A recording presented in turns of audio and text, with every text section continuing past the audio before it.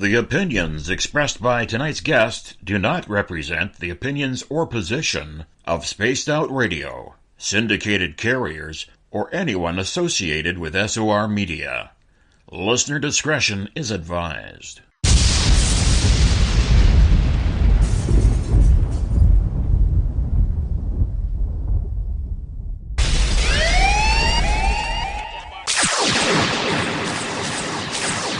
Here at Spaced Out Radio, we are about to take you higher.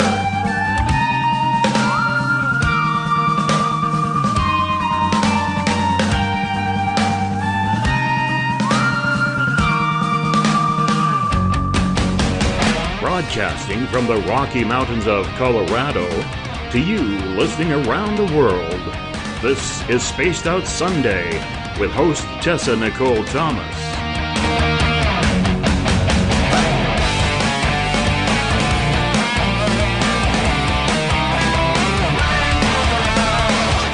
You can follow Tessa on our Facebook page at Spaced Out Radio, on Twitter at TessaTNT, and you can subscribe to her YouTube channel.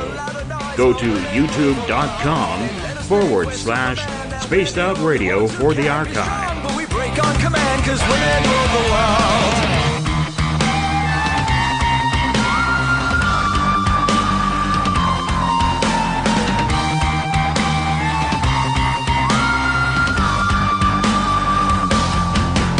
Buckle up, space travelers.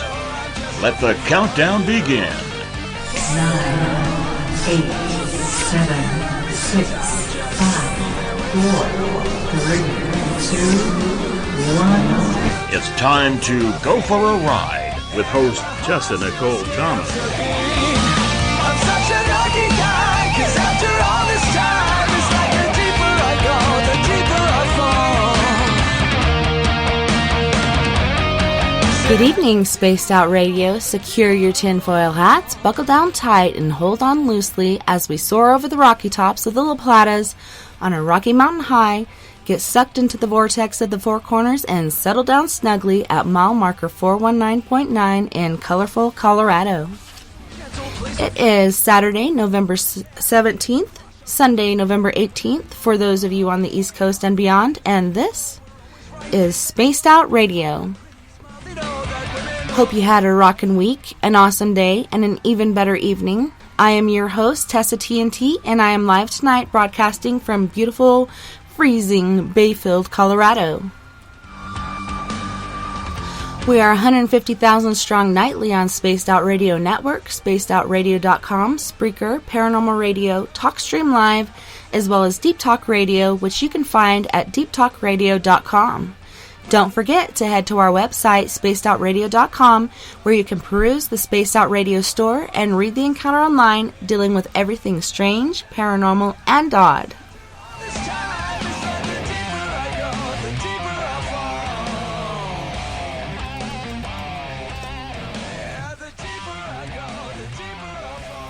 So tonight I have a treat for all my guys and gals out there. Tonight we'll be having Allisa Mask on, and she's going to be talking about mediums, hardships, and bloopers along the way. Residing in, Northeast Mississippi, Allisa and Caden Mask are no strangers to the paranormal. Allisa has been honing her abilities for the past year. With the support from her husband and mentors, angels and guides, she has begun using her abilities not just with her team, but with her everyday life. Not many get to hear about new mediumships and hardships and bloopers, or from their spouse's point of views. They would like to change that and share their stories and experiences. Hey Allisa and Caden, welcome to the show. It's so great to have you. Hi. Thanks for having us. I'm so glad you guys were able to come on so last minute, and I'm excited to hear the story. I know I've talked to you guys before in the past, and, everything I've heard, I was just, basically dumbstruck. I'm like, holy shnikes. But can you tell us a little bit more about yourselves? What's going on in your life today? Well, to cover it all, I call myself a spiritual medium. It kind of covers a lot of the basics. I, within the last year, received very quickly a lot of different gifts and have learned how to hone them with the help of my mentors and the support of my husband and my family and angels, my archangels, and my guides and my masters. It was a crazy ride, and it still is. Yeah, I just have to buckle up. Huh? I said, I just have to buckle up. Right? Buckle up and hang on. That's it. So, I always like to ask my guests, when was your first paranormal experience, and what led you to this path that you're on? Oh, boy. I would have to say my first paranormal experience that I can remember and really validate. I was very, very, very young, and my baby brother and I shared a room, and my parents were across the hallway. And I woke up one night and had, the best way to describe it would be like just shadows on my wall of what I perceived at that age to be angels. You know, they had the wings and the gowns. It was just a natural thought that that's what they were. And I had a man come to me that night. I just woke up out of nowhere and tell me that everything was going to be okay, that his time was up, and that my mom and dad were going to be okay, and so was I, and that he was safe. And that's all he said, and it scared me because I was very, very young. And I immediately ran to my parents' room and woke them up and told them, you know, and they thought I had a dream, you know, and kind of brushed it off. And the next day, my baby brother passed away. And my parents later on sat me down and spoke to me and told me, you know, that they believe if I had anything else like that happen to me, to please let them know, kind of thing. And from then on out, I've seen my deceased grandfather as a child, and still do. I still see him. He passed away, you know, when my dad was really young, and growing up my entire life, he was with me. And I went for years and years and kind of just ignored certain signs, I guess you would say. And later on, I guess we'll discuss that later, but later on I came in touch with my mentor by sheer fate, I believe, and learned and got on the road to what I'm doing now. So, that's crazy that happened to your brother, and I'm so, so sorry that you had that loss in your life. I know it's really hard to deal with, especially as a child. Did you ever get that kind of survivor's guilt, or had you known, like, maybe you could have done something? I know, like, it's unwarranted when you get that feeling. You know, a lot of us go through that, like, I could have done something, I could have stopped it. But did you ever feel that when it came to your brother's death? And I hate to ask, but I'm curious, what exactly happened to him? I never did feel that. I was, strangely, all of it was very peaceful for me. What I felt was more or less because I was seeing my parents grieve, if that makes sense. That part of it hurt me a lot. I was very young and I didn't understand a lot of things, and I was confused because of what had happened anyway. But for what I seen before he passed instilled a peace in me, and I have that and always have when it comes to him. I never felt guilty, really.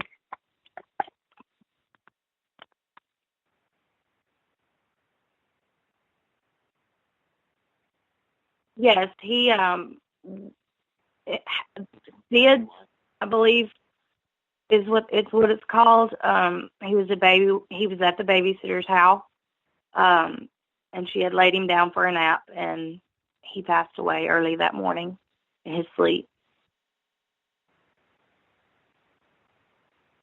There was. They did. They did that, and they did an autopsy on him because he was a child, and I mean that's what it was. He had SIDS. The lady that kept him also kept me at the time, and a lot of my cousins and a lot of kids I went to school with. She was just a babysitter. And after my brother passed, she no longer kept children. She was an older lady, and that's just what she always done. And till this day, if I see her or my mom sees her, it's kind of an emotional thing. Mm-hmm. So Yeah. I mean, they investigated it, and it was a natural thing. He just wasn't meant to be here. Yeah, there was another plan for him out there somewhere, It still makes me sad, though. I always get sad, anytime anyone's lost, but especially young ones. It's just so sad to see this life that could have become something, go on to do other things. And it's selfish for us. Like, for me, I feel selfish sometimes when I go into that realm of it. I shouldn't feel that way because there is, a bigger plan for him, and he's meant to be doing other things. But you have that human effect of wishing they were still there and wanting to know what they could have become. Yeah,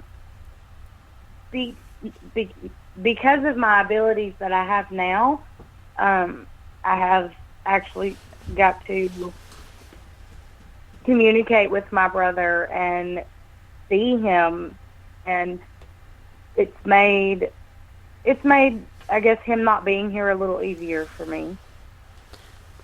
Yeah, that's super cool. It's so cool when you have that gift and you can see him. Does he look, the age he was when he passed, or does he look older? No, he has remained. He looks to be about 18 to 19, but he's stayed that way the whole entire time. He's never aged.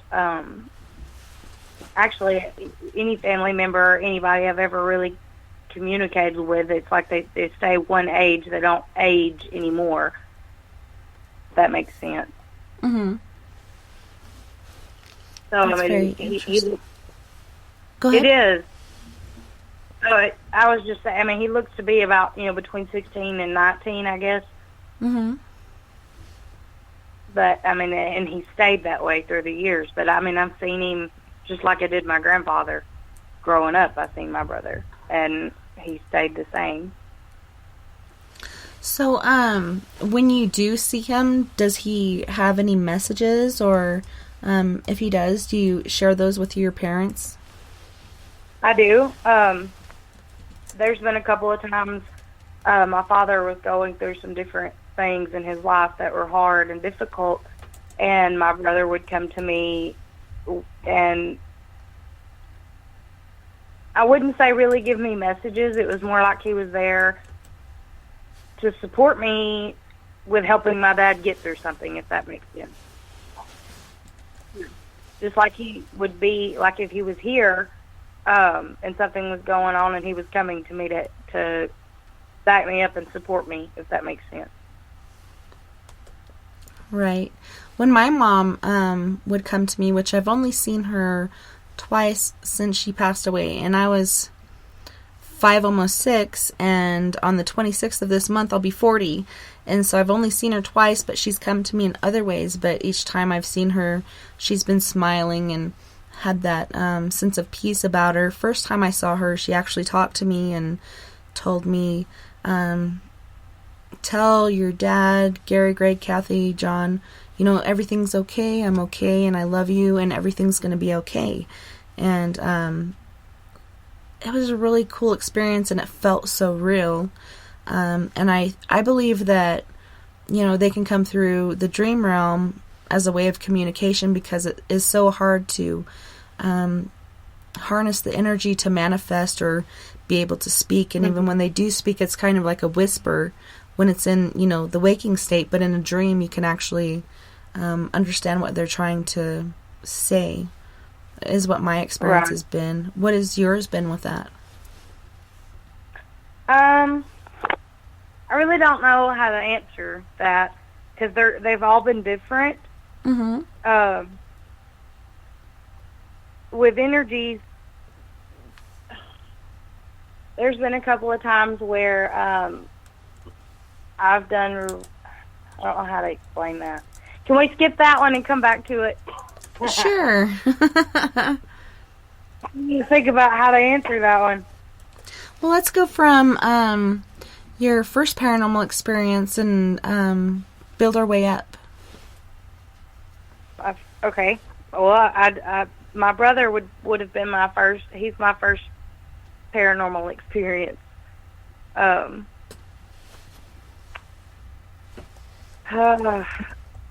don't. After that, I mean, it was just until I met my mentor. It was. I thought I was kind of going crazy, I guess. Yeah, it does kind of make you feel that way because you are different. And, you know, at first, as a kid in school, I would go out and tell everybody, like, my experiences. And there were different people that did make you feel like you were crazy. And, you know, I'm only, like, 6 or 7 years old. And I'm like, I'm not crazy. And what does that even mean? And so I learned, you know, not to share it with everybody. You know, there's only a select few that you really can. But I've kind of found that these days there's more and more people open to it. And, yeah, it's interesting. Did you have that during school? Like people judging you and ridiculing you? Not really. I kept it silent. My parents knew.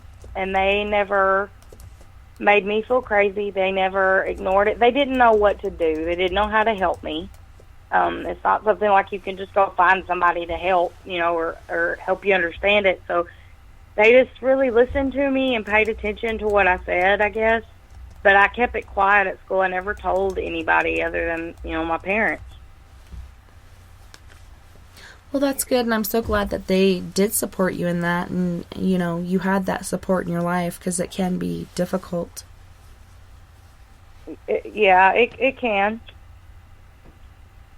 Now, in my adult life now, I have some people who are, I call them skeptics. You know, they'll get on my Facebook and see stuff, or somebody will say something, and they'll ask me about it, and, you know, they have this conception, you know, well, if you're a medium and you can see things and tell things in another realm, why can't you pick the lottery numbers? And I'm like, it doesn't work that way.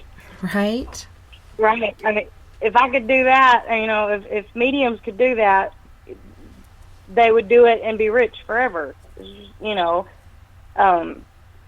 But people that there's so many misconceptions of what it actually is and how it works and what you can and you can't do, and then you have all these TV shows that make it worse, and 1-800 call a psychic number, and it makes it hard because people see it on media and that's what they believe and that's what they think. Yeah, and a lot of times I hear people say, well, if you're a medium or a psychic, tell me what I'm thinking right now. And it doesn't work that way either. I'm not a mind reader. Right. Yeah, it happens. And it actually happens a lot like in normal settings at work or things like that. It'll get brought up. And it happens a lot as an adult. Actually happens a lot. Have you found it like hard honing in on your gift, being in the region that you are? I know the South is pretty difficult on certain things.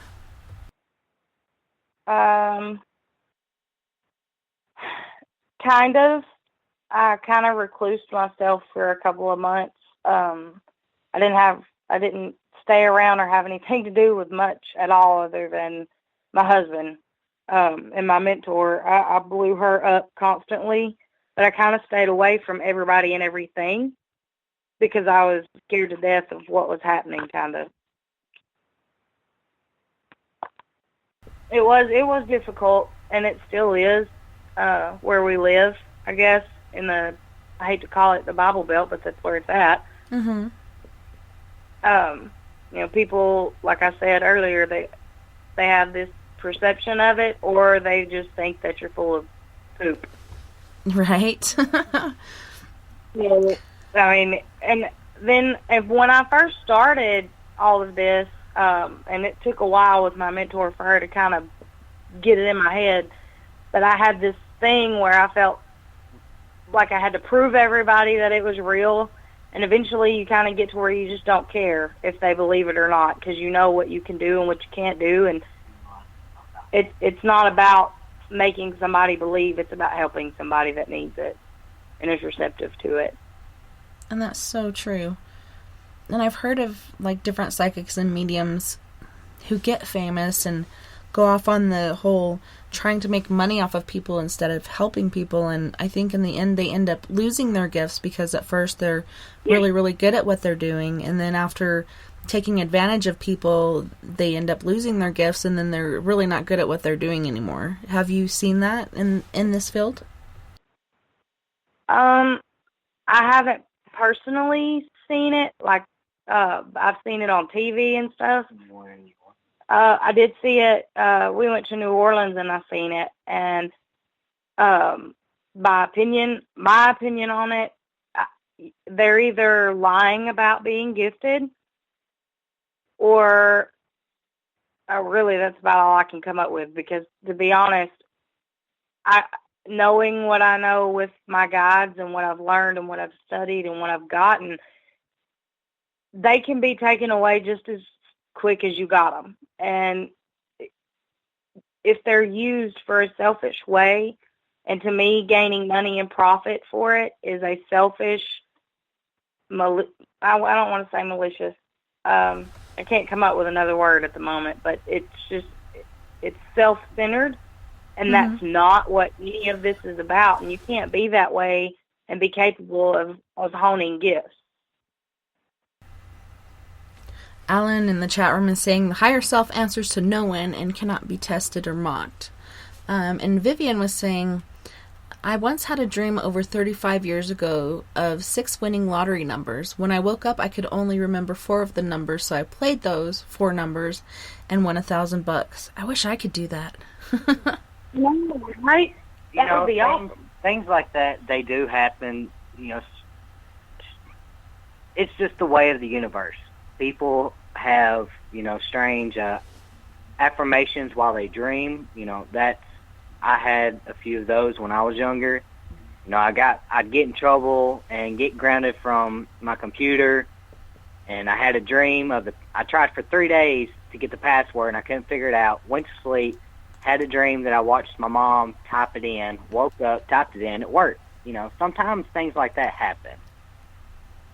But for somebody to say that they can always tell the future, they can always do something, I just tend to not believe them personally, because, watching Allisa grow in this gift, I'm having to learn as she's learned, and trust me, it's not easy being the spouse of somebody going through it. It's hard for them, and it's hard for us spouses as well.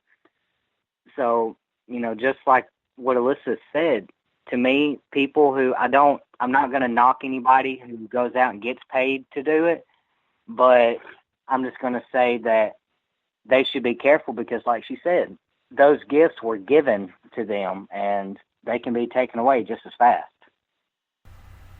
That's so true. And Shannon in the chat room is saying the future is ever changing, which is true. Like, there's so many different paths you can take, and you might choose to take this path instead of another, and it'll change everything. So, nothing's set in stone, and anything is possible, and the only thing that stays the same really is change. Yeah, absolutely. People do, Allisa has had, and Shannon is our other medium on the team, they both have had premonitions on, some incidents that have happened in the world. But that's not, to me, that's not telling the future. That's just seeing a tragedy happen. They're not giving details on the location. They're just seeing a quick little split second of, either a bridge falling or people running. That's it. To me, I can't sit here and say that's telling the future. That's just seeing a premonition. So, we're having you in here as her spouse and the things you've witnessed. When was your first paranormal experience, and, what brought you into this realm of the paranormal? My very first paranormal experience was when I was out of the house. I was still in high school. I was about 17 or 18 at the time. I was living with one of my girlfriends, and we had the place that we lived at, the owner of it, he had an Aunt Pearl that lived there.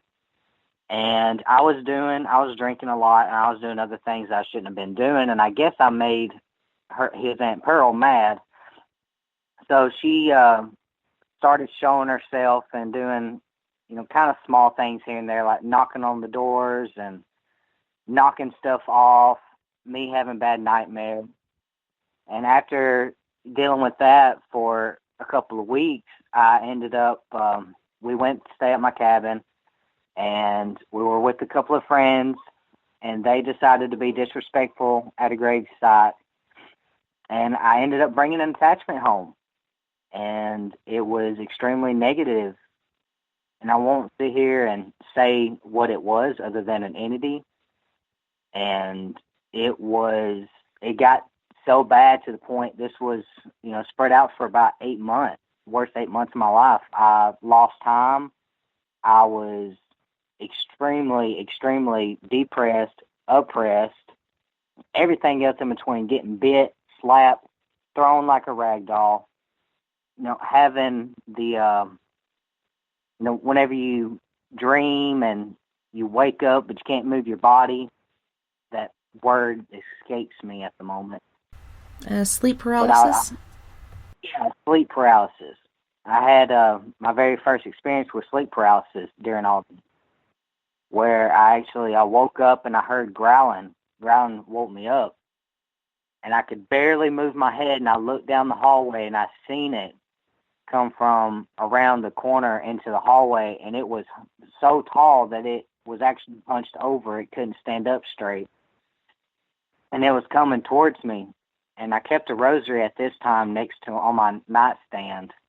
And as it just walking down the hallway growling, I'm just praying, just everything I have, trying to make my body wake up to reach it. And it caught on the bed, and it got on top of me, and it put its face right up against the side of mine. And, there I was just crying, just crying. I couldn't do anything but cry. I couldn't scream, couldn't talk, couldn't do anything. I'm just begging with my mind for it to go away. And as soon as it came, it left. And that's whenever the possession started. And I started, I'd be walking down the hallway, and then the next thing I know, I'm in a different room. Or we would have friends over, and then I would be going to the kitchen to get a drink. And the next thing I know, they're all holding me down, yelling at me, saying that, I tried to fight somebody or that I was acting crazy, whatever the case was. And after the 7.5 month mark, I went and met a medium and told her everything that was going on, because I was just fed up. I tried to commit suicide quite a few times during all this, and that entity it wouldn't let me, which I'm thankful for today. But I put a gun in my mouth and pulled the trigger, and it malfunctioned every time. It wouldn't let me. It wouldn't let me die, and it just wanted to torment me. But eventually, I did everything that the medium told me to do, and I cleared the house, cleared myself, and then after a couple more months, I decided that I wanted to get into the paranormal field and to help people like me and let them know that there are people in the world that can help you through these types of situations, and that death will not fix anything. Don't let anything that's tormenting you get the upper hand. You're a lot stronger than what you think, and your mind is more powerful than any man-made weapon out there. And here I am today. And now you're going through this whole new journey with Allisa, and it's so awesome that you guys are able to be there for each other through that. Absolutely. Jason was saying, or asking in the chat room, how do you know the difference between premonition and coincidence? He's had recent experiences, but his mood has affected it. Personally, in my opinion, you feel it. You feel it. It's something that everybody has. It's that gut feeling. Is the best way I know to say it. You just know. Even though you don't want to believe it, you want to believe it's just a coincidence, because in reality, that's normal. That would be the normal thing to believe. But you have that gut feeling that maybe it's just not. And if you have that feeling, I believe it's something you kind of need to hone in and pay attention to. And we got, we got a couple more comments here. Alan in the chat room was saying at 9 years old, for about 6 months, every night at midnight, he heard scratching inside the wall right next to his bed. No critters, brand new house, but 20 yards from a cemetery. That's pretty creepy. That is.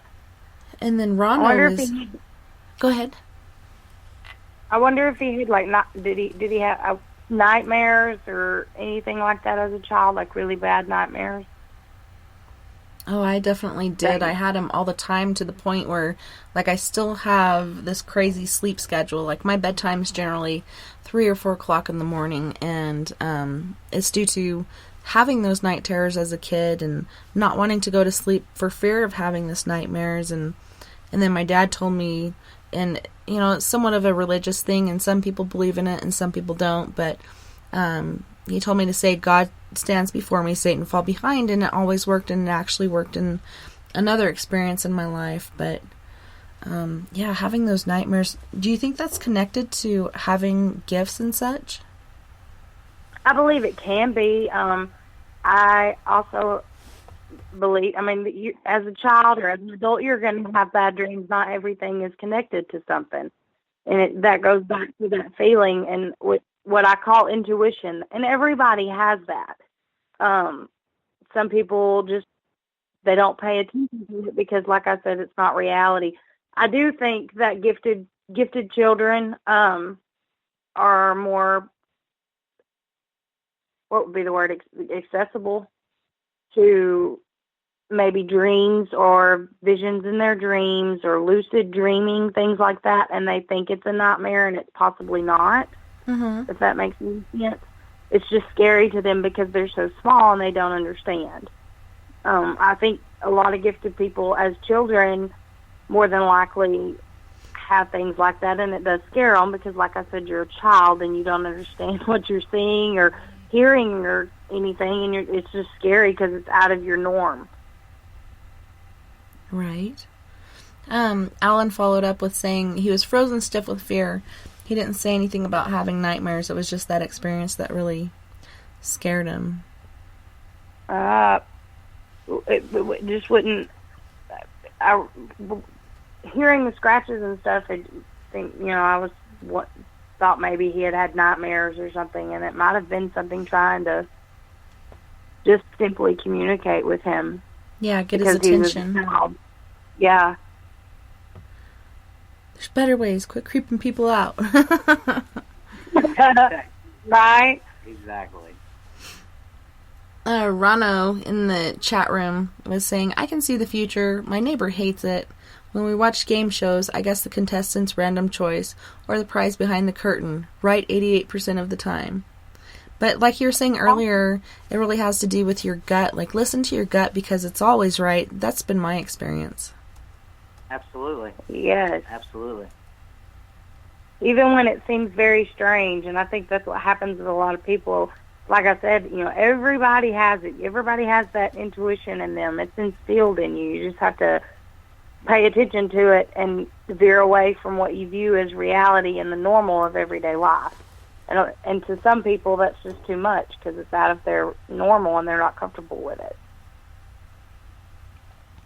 Susan's here in the chat room, and she's like, what else? Like, we want to hear more. What else has happened to you guys in your life coming up to this point as far as joining paranormal teams and building upon your gifts? I'll let Caden discuss the paranormal team, because he has like a 1, 2, 3 for that one. I do not have a one. Yes, you do. Oh my gosh. So, yeah, just I'm responsible. Yeah, you can. So, yes, we are a part of Deathstalkers Paranormal. That is our main team. It's our family. Shannon, that's in the chat room. She is our founder. She's also my mentor. Yep. She's awesome. Awesome.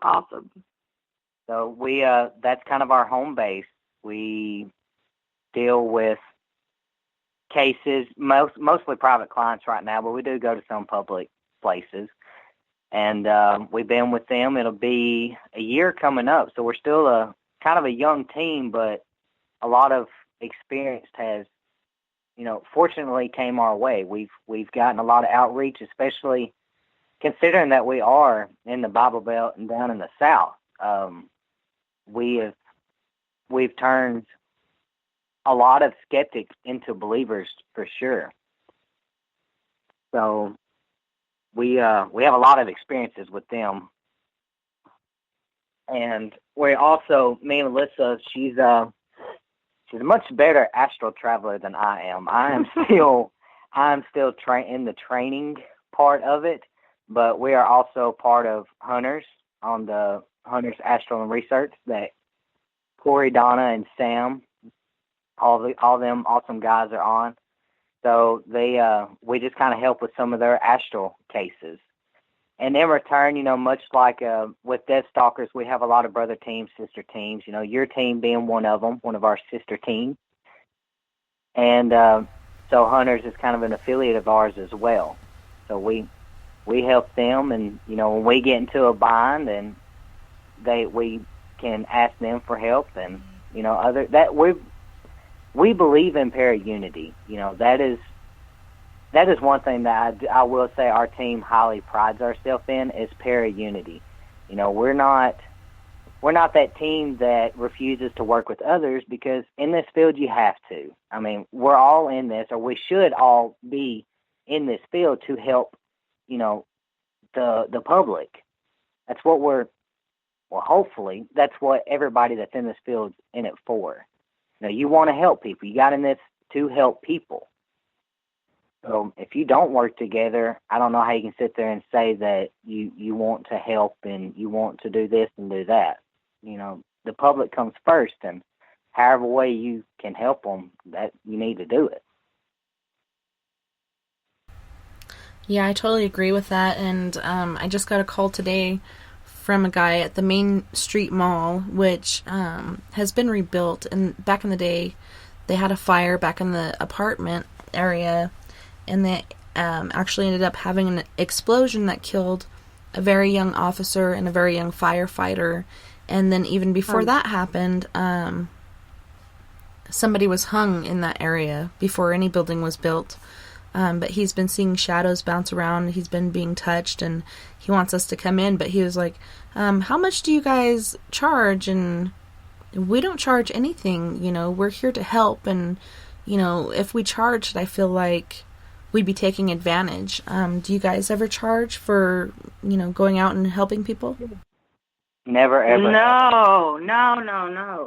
No, we will never charge for our services. We'll never charge for anything that we do.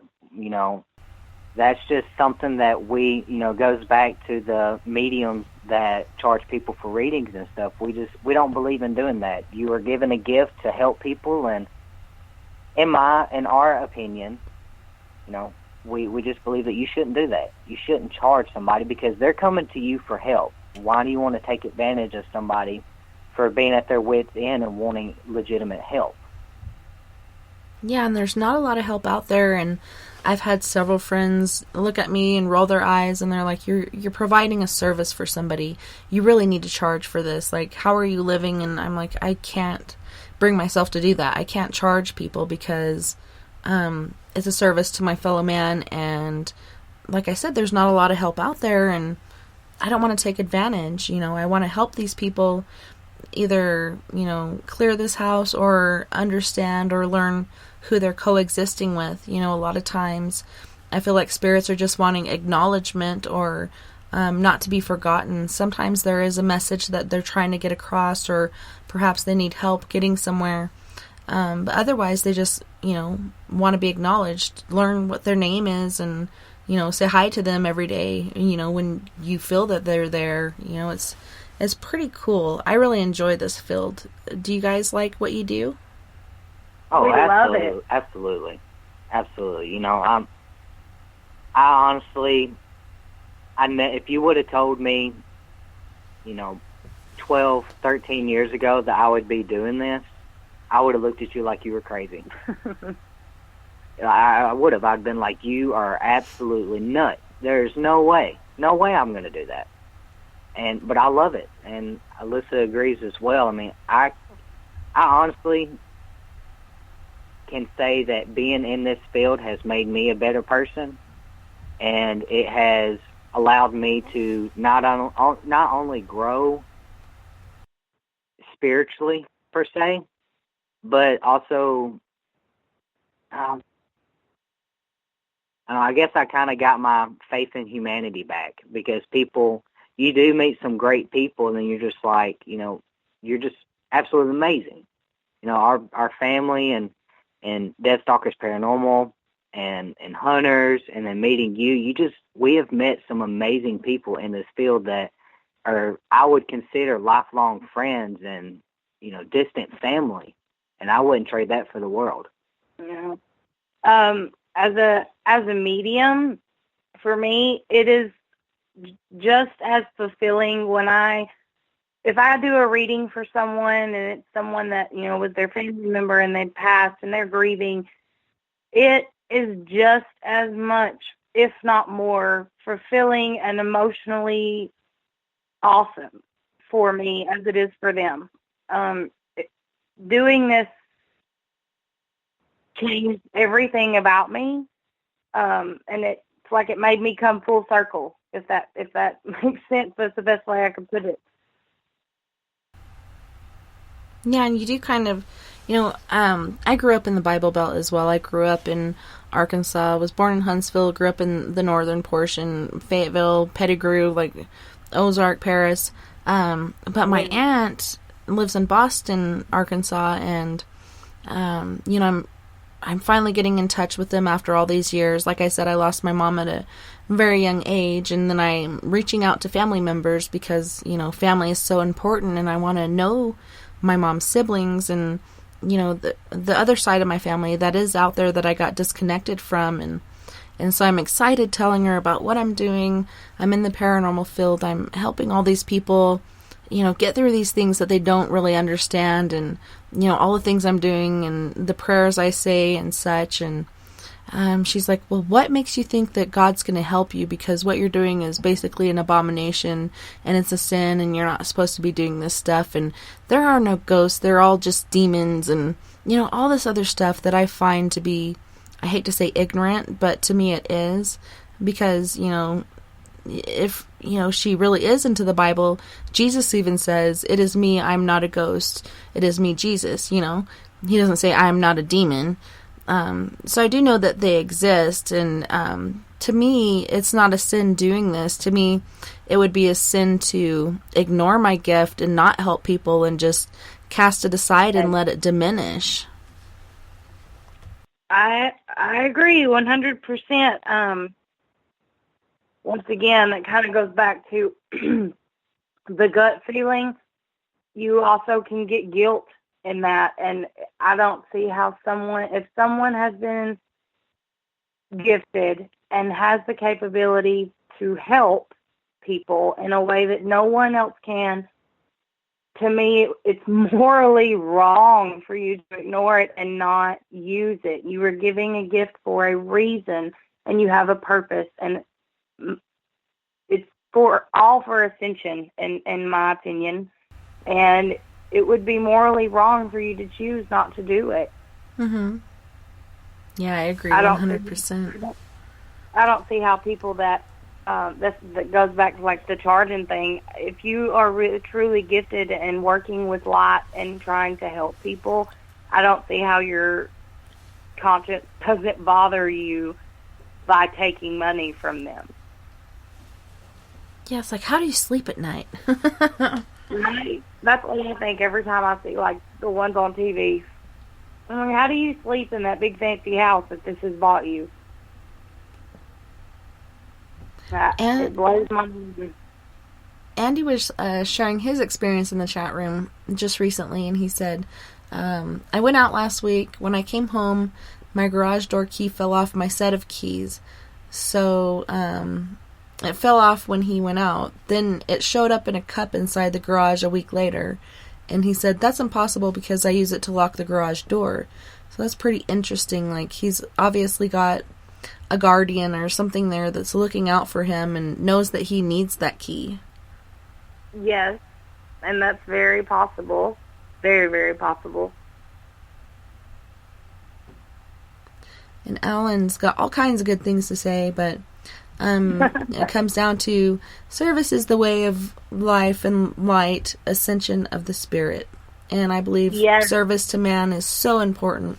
Serve your fellow man, and not just your family members, like your neighbor that you don't know or some stranger on the street, you know. Put it out there and smile at people. Like a lot of people, I saw this family today, and it was first the father, then the mother, and then the youngest son, and then the oldest son, and they're all walking in a line, looking down at their phones, going for a family walk, and I was just like, man, the world we live in these days is so crazy. Just to see this, like, it's kind of like ducks in a row, all looking at their iPhones or whatever device they had in their hand, and not really communicating with each other. It was just kind of weird to observe. It's sad. It's just sad. They miss so much, and their reality is so the reality that they build, and they're missing so much because of it. Is the best way I know to explain it. Yeah, and then like the dad would stop, and then they'd all kind of like pile up in a bunch, and then they'd all look at each other, and the dad would point over this way, and then they'd all follow, and then they'd all look down at their phones again, kind of using their peripherals or whatever. But I'm just like, holy shnikes. It is sad. We are kind of using that, or losing that human contact of eye contact or smiling at each other, or, you know, when you're driving down the road, I miss people waving at me. You know, you go down a dirt road in Arkansas or wherever, and everybody's waving at you, and here, you know, I'm the one waving, and sometimes people look at me like I'm crazy, but, you know, sometimes you need that human interaction or that smile or whatnot to feel better in this world, because it really is a hard and dark place sometimes, and it's good to see that light from somebody else.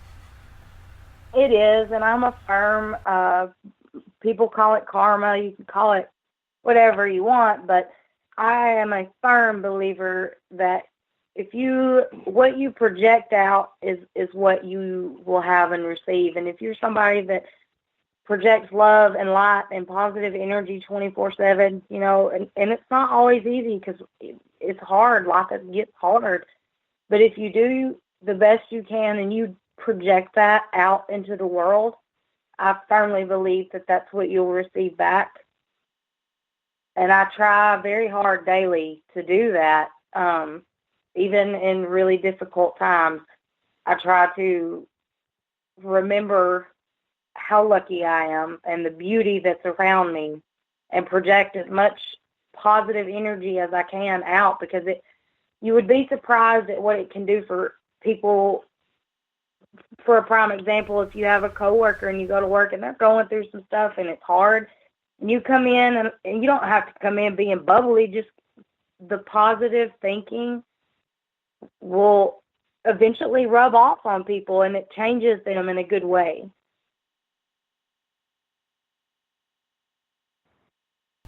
Yeah, it's really true. And Ashley was asking in the chat room, how does this help you as parents? She says, I mean, it obviously is very positive, but how do you explain it to one so young? That's a loaded question for us right now. Right? My son is very small, or our son is very small, and he knows what we do to an extent. We don't discuss a lot with him because he is so small. He himself has natural gifts when it comes to astral traveling, which is very scary. And we've had to learn how to kind of hone that in and leave it be until he's older. We didn't realize that was what he was doing, but it was, and it just naturally happened for him. We really don't discuss a whole lot with him. We kind of leave it be. He knows. He tells people that his mom talks to, what does he say, ghosts or spirits? No, he says, of course, we've spoken about our child before. He's 6, going on 12, he thinks. But he's very smart. We never lie to him. He knows what we do. We just don't go into details. But we have a rule that he's not allowed to talk about what we do at school for obvious reasons. But we just had an issue with school this week. Yes. This week where he got excited talking about something. I think he's talking about a dragon show that he likes to watch. And he let it slip that Mommy talks to spirits who are stuck and are scared to go to heaven. That's what we tell him that Mommy does. We don't say, dead people. We're like, Mommy talks to spirits and helps the spirits or helps people that have entities, because he knows the difference. He's very aware of, I guess, the dangers that we face, and he's very aware of why he's not allowed to watch or know where we go and what we do all the time. But he has kind of shocked us. We came home from investigations, and he would run up to us and hug us like he normally does and be like, Daddy, are you okay? And I'm like, what are you talking about? Well, I seen that you got hurt. I'm like, boy, what do you mean you seen me get hurt? Who was letting you watch it? He's like floating above you guys as where you're at. Right. Well, and he was talking about that he had seen that this entity had stabbed me while we were at one of our locations. And I was like, yeah. He's like, that's really scary. And I'm like, yeah, you tell me. How do you think I felt for the moment? And then we had to have, him and Allisa had to have the long talk about we're not allowed to astral unless, until we're older, and we're not allowed to do it then unless Mommy's with us. I've done some meditations with him. He is a very advanced child. With academics, and he gets a lot of anxiety because he gets so bored in class. And I have my mentor, Shannon, mentioned me kind of getting him some small, very short-timed meditations, and it's worked very well. And he can do it. He's so natural at it now, like at school, he can take 5 seconds and calm himself down while sitting there. So it's been beneficial for him. Robert popped in and said, so that's the child I have been seeing on occasion. Hey, that's probably ours. If he is riding Luna, which is Alyssa's spirit animal, then yeah, that's probably him. And he's in a lot of trouble if so.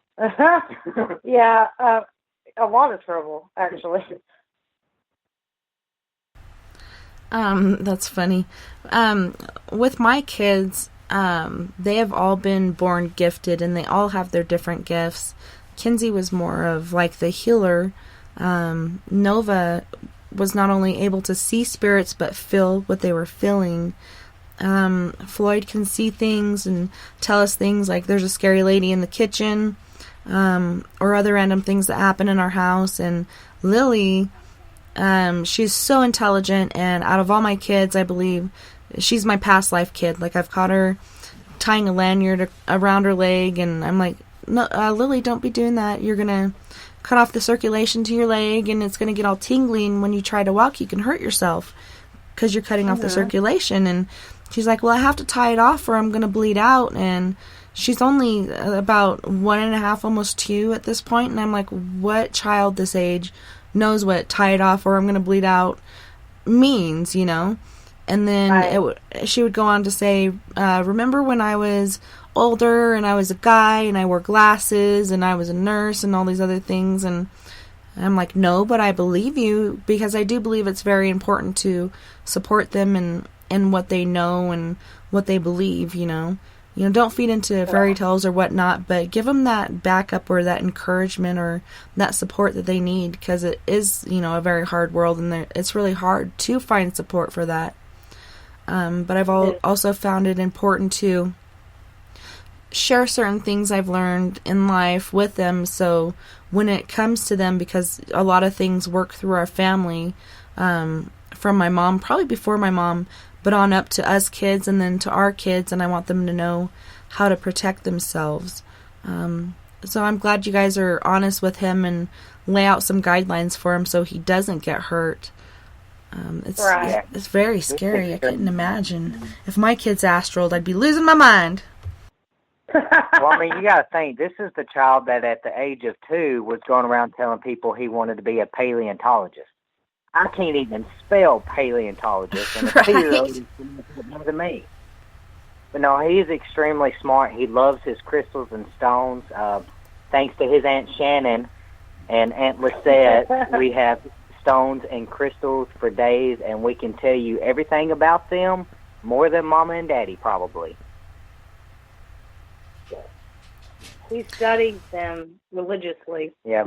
We got a library card, so we have to go to the library, and we get him books on stones and crystals and meditations and anything else he loves to read, and he'll sit there and read them, you know, college-level stuff, and he's sick.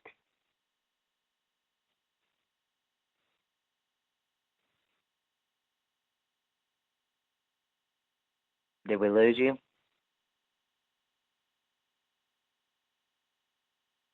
Hello? I'm sorry.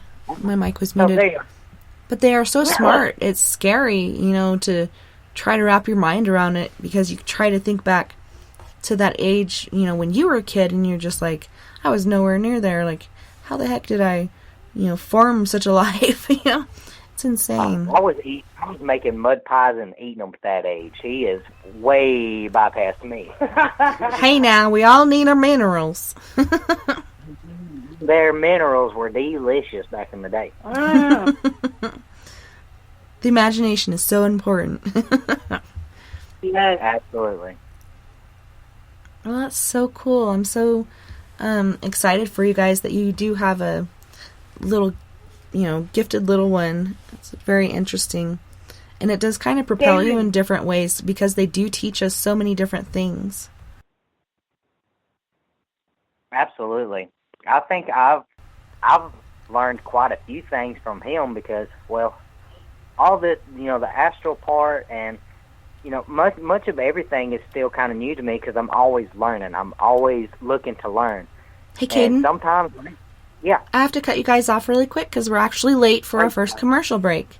But you guys don't go anywhere. We'll be right back.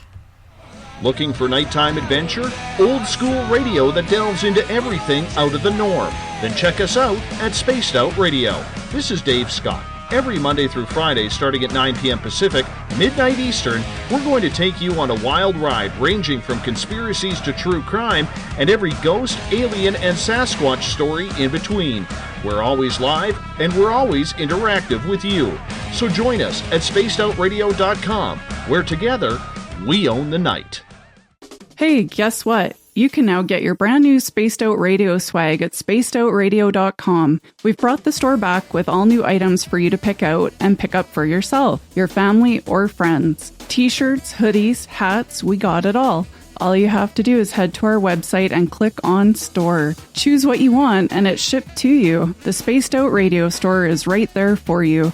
Come shop with us at spacedoutradio.com. Then we can own the night together. So, you love talk radio? Then you'll love TalkStreamLive.com. TalkStream Live is always on, 24/7, with the best streaming talk shows. Find your favorite talkers and discover some new ones. It's free, readily available online or on mobile with any smartphone or tablet. Finding your favorite talk shows all in one place has gotten a whole lot easier. Just go to TalkStreamLive.com. Be sure to download the free apps from Google Play or the iTunes App Store. On the first Tuesday of every month, I encourage you to come along for a journey with me, Geraldine Orozco, on The Spiritual You. Together, we will take a look at how to access the highest expression of yourself and change your life. Consciousness, ET contact, health, and wellness, we can talk about it all. So come along for a spiritual ride with me, Geraldine Orozco, on The Spiritual You, only on Spaced Out Radio. Coming soon to our website, spacedoutradio.com, is the SOR Space Travelers Club. For just $5 a month, you can get into a private area on our site where you can hang with other listeners in our chat room, post in our forum, and check out a bunch of exclusive content and store that won't be found anywhere else, including a nightly after-show party with Dave. It's going to be the best $5 a month you're going to spend. The SOR Space Travelers, only at spacedoutradio.com. Are you tired of being blocked, shadow banned, or placed in jail for simply posting your thoughts on social media? Social Media Freedom can take care of that for you. Social Media Freedom is the newest and one of the best free new apps that allows you the freedom to post what you want, when you want. It takes seconds to download from your app store. Come join the tribe at Social Media Freedom. It's time to set yourself free. Visit purpleplates.com today. For over 40 years, the Purple Energy Plates have been delivering amazing results for their many customers. Inspired by the great genius Nikola Tesla, the harmony, healing, and energetic effects of the plates have proven over and over to be beneficial and often miraculous to thousands of customers.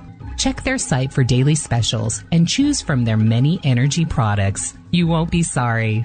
Visit them today at purpleplates.com. If you're heading to Vancouver, make sure you stop by the official bar of Spaced Out Radio, the Moose Vancouver.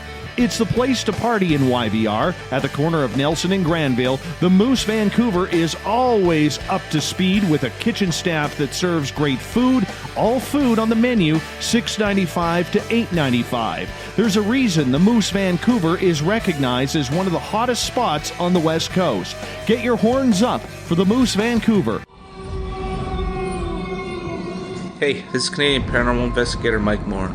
The third Wednesday of every month, I'll be teaming up with Dave Scott to bring you Ghosts of the Great White North. Each month, we will bring on guests from across Canada to discuss their ghostly encounters. Canada is a paranormal hotbed with stories you've never heard, so we're going to bring them to you. So get comfy on your Chesterfield, grab a donut, and join us, eh? A timepiece is a reflection of who you are, and what better way to show off the real you than with an Escape watch. Escape is a lifestyle brand accessorizing your days and nights. Choose to escape and create the life of discovery that you deserve. Dream, play, unite with your own personalized Escape watch. Head to escapewatches.com. There is no time like the present to enjoy your escape. Use promo code SMF2017 for your 20% discount today.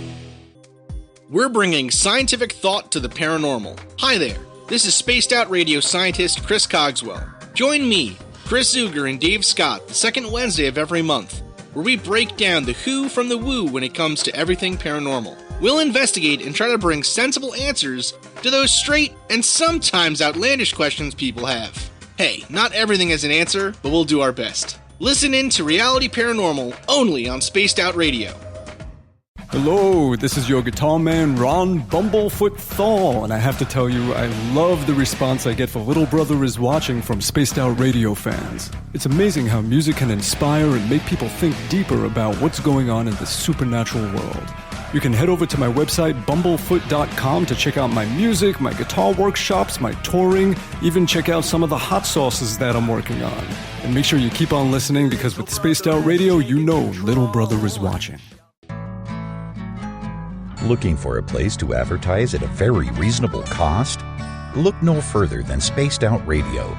SpacedOutRadio.com has an advertising tab that you can click to check out our daily, weekly, and monthly packages to play on the radio, or our website including social media.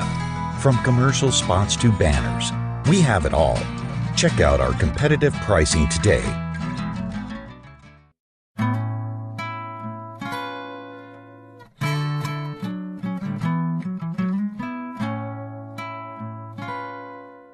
You can follow Tessa on Twitter at TessaTNT, on our YouTube channel, Spaced Out Radio, and our website is spacedoutradio.com. Now, back to Spaced Out Weekend host, Tessa Nicole Thomas. Hear the sound again, voices dancing in my head, smile wide, drowning slowly as the air goes round. Hey guys, welcome back. I'm so glad to see you guys out there, and we have so many different faces in the chat room tonight, and it just makes me happy. Like, there's more people in the SOR asylum, and they can partake in our craziness.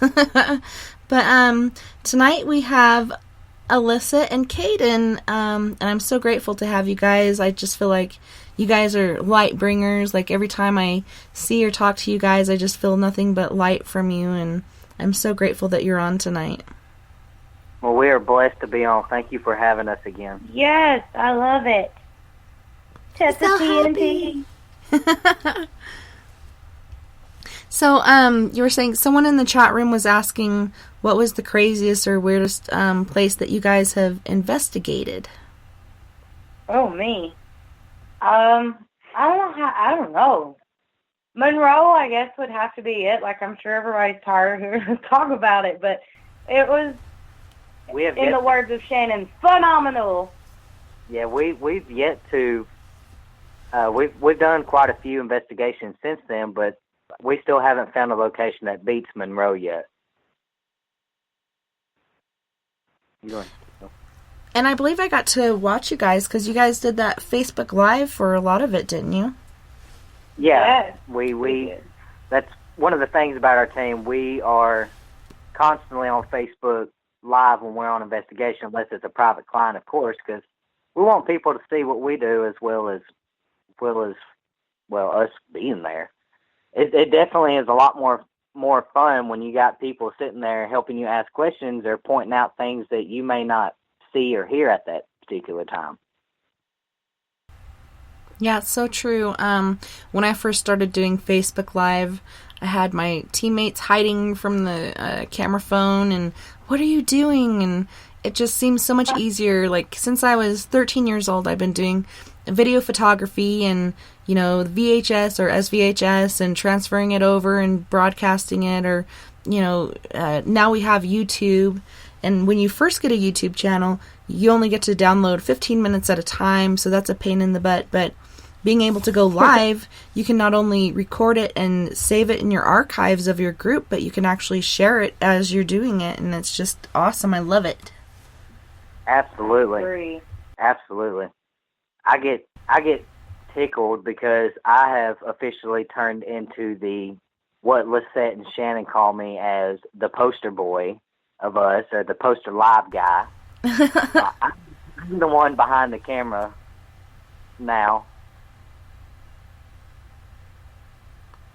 Yeah, it's so cool. And it's such a good technology. Like, out of, a lot of things that are out there, it's just a really awesome way to interact. And like you said, you can get questions from people that you wouldn't generally think of, or they do see things that you don't see. I know I was starting a live video, I believe it was 2 weeks ago, and this orb just, shot, from the right and past my head and on up, and then people that same night were seeing it flying around my head and stuff, and they're like, do you have a bug in there? And I'm like, this is winter time, and there are no bugs. And, I've only seen one bug in this room, and that was in the middle of summertime, and it was on the top of my monitor. But yeah, that was pretty interesting. BTO, Robert, all kinds of people were seeing it in the Skype chat room for the after party. And so it's cool when people are like, hey, I just saw an orb over here, or I heard this, or there was knocking over here, and what was that? Right. And so it puts you on a whole, like, different path than you would be originally sometimes. The one thing I learned is my hands are not as steady as what I thought they used to be, that's for sure. I get to shake, I didn't know, but I'll sit there and be holding it still and be just calm as ever, and it'll just be shaking. I'm like, dude, really? Get it together, Caden. Come on now. Well, sometimes you get that, like, energy boost from things that are going on around you, or certain stimuli or whatever, or perhaps your arm's getting tired. Earlier when I was doing my Facebook Live, I had to switch arms. But I have noticed that, even using dowsing rods or whatnot, sometimes you just get that energy that spikes through you and you get this shakiness, and it's really hard to control. That's when I wished that I had, like, a chest mount or whatever that pokes out and has the camera on it, and go from there and not worry about the steadiness of my hand. Absolutely. Yeah. Real quick, we got to give a shout out to Brian in the chat room. Brian is he's the founder of one of our brother groups. So what's up, Brian? Hey, Brian.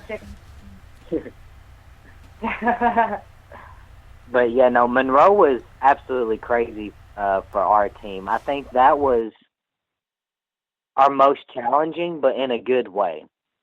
It's one of those places, for people who do not know what we're talking about, this is the famous Mystery Monroe House that's in Hartford City, Indiana. Paranormal Lockdown and some other paranormal TV shows have been there.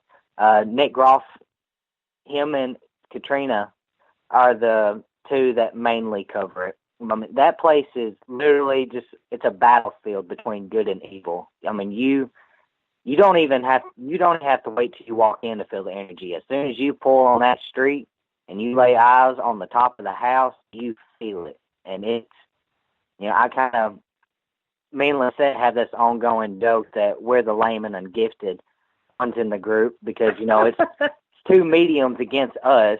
But, me and her both just kind of looked at each other and was like, wow, goosebumps everywhere.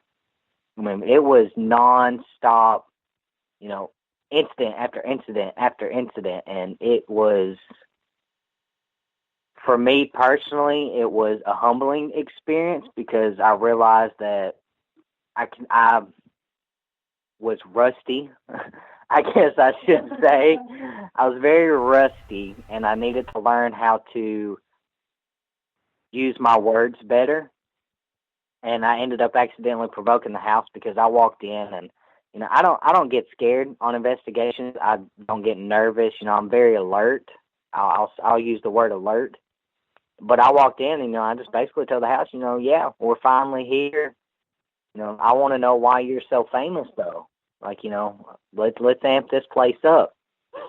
Well, by golly, it showed up and it showed out, and we had that was my first time doing a blindfold session where, Allisa and Shannon, they do what's called a sensory deprivation, where I have a app on my phone. It's called the Portal, and we have headphones that we plug in, turn the volume out on max, and we just let them channel, and we'll ask questions, and whatever they hear, they answer. They can't hear our questions.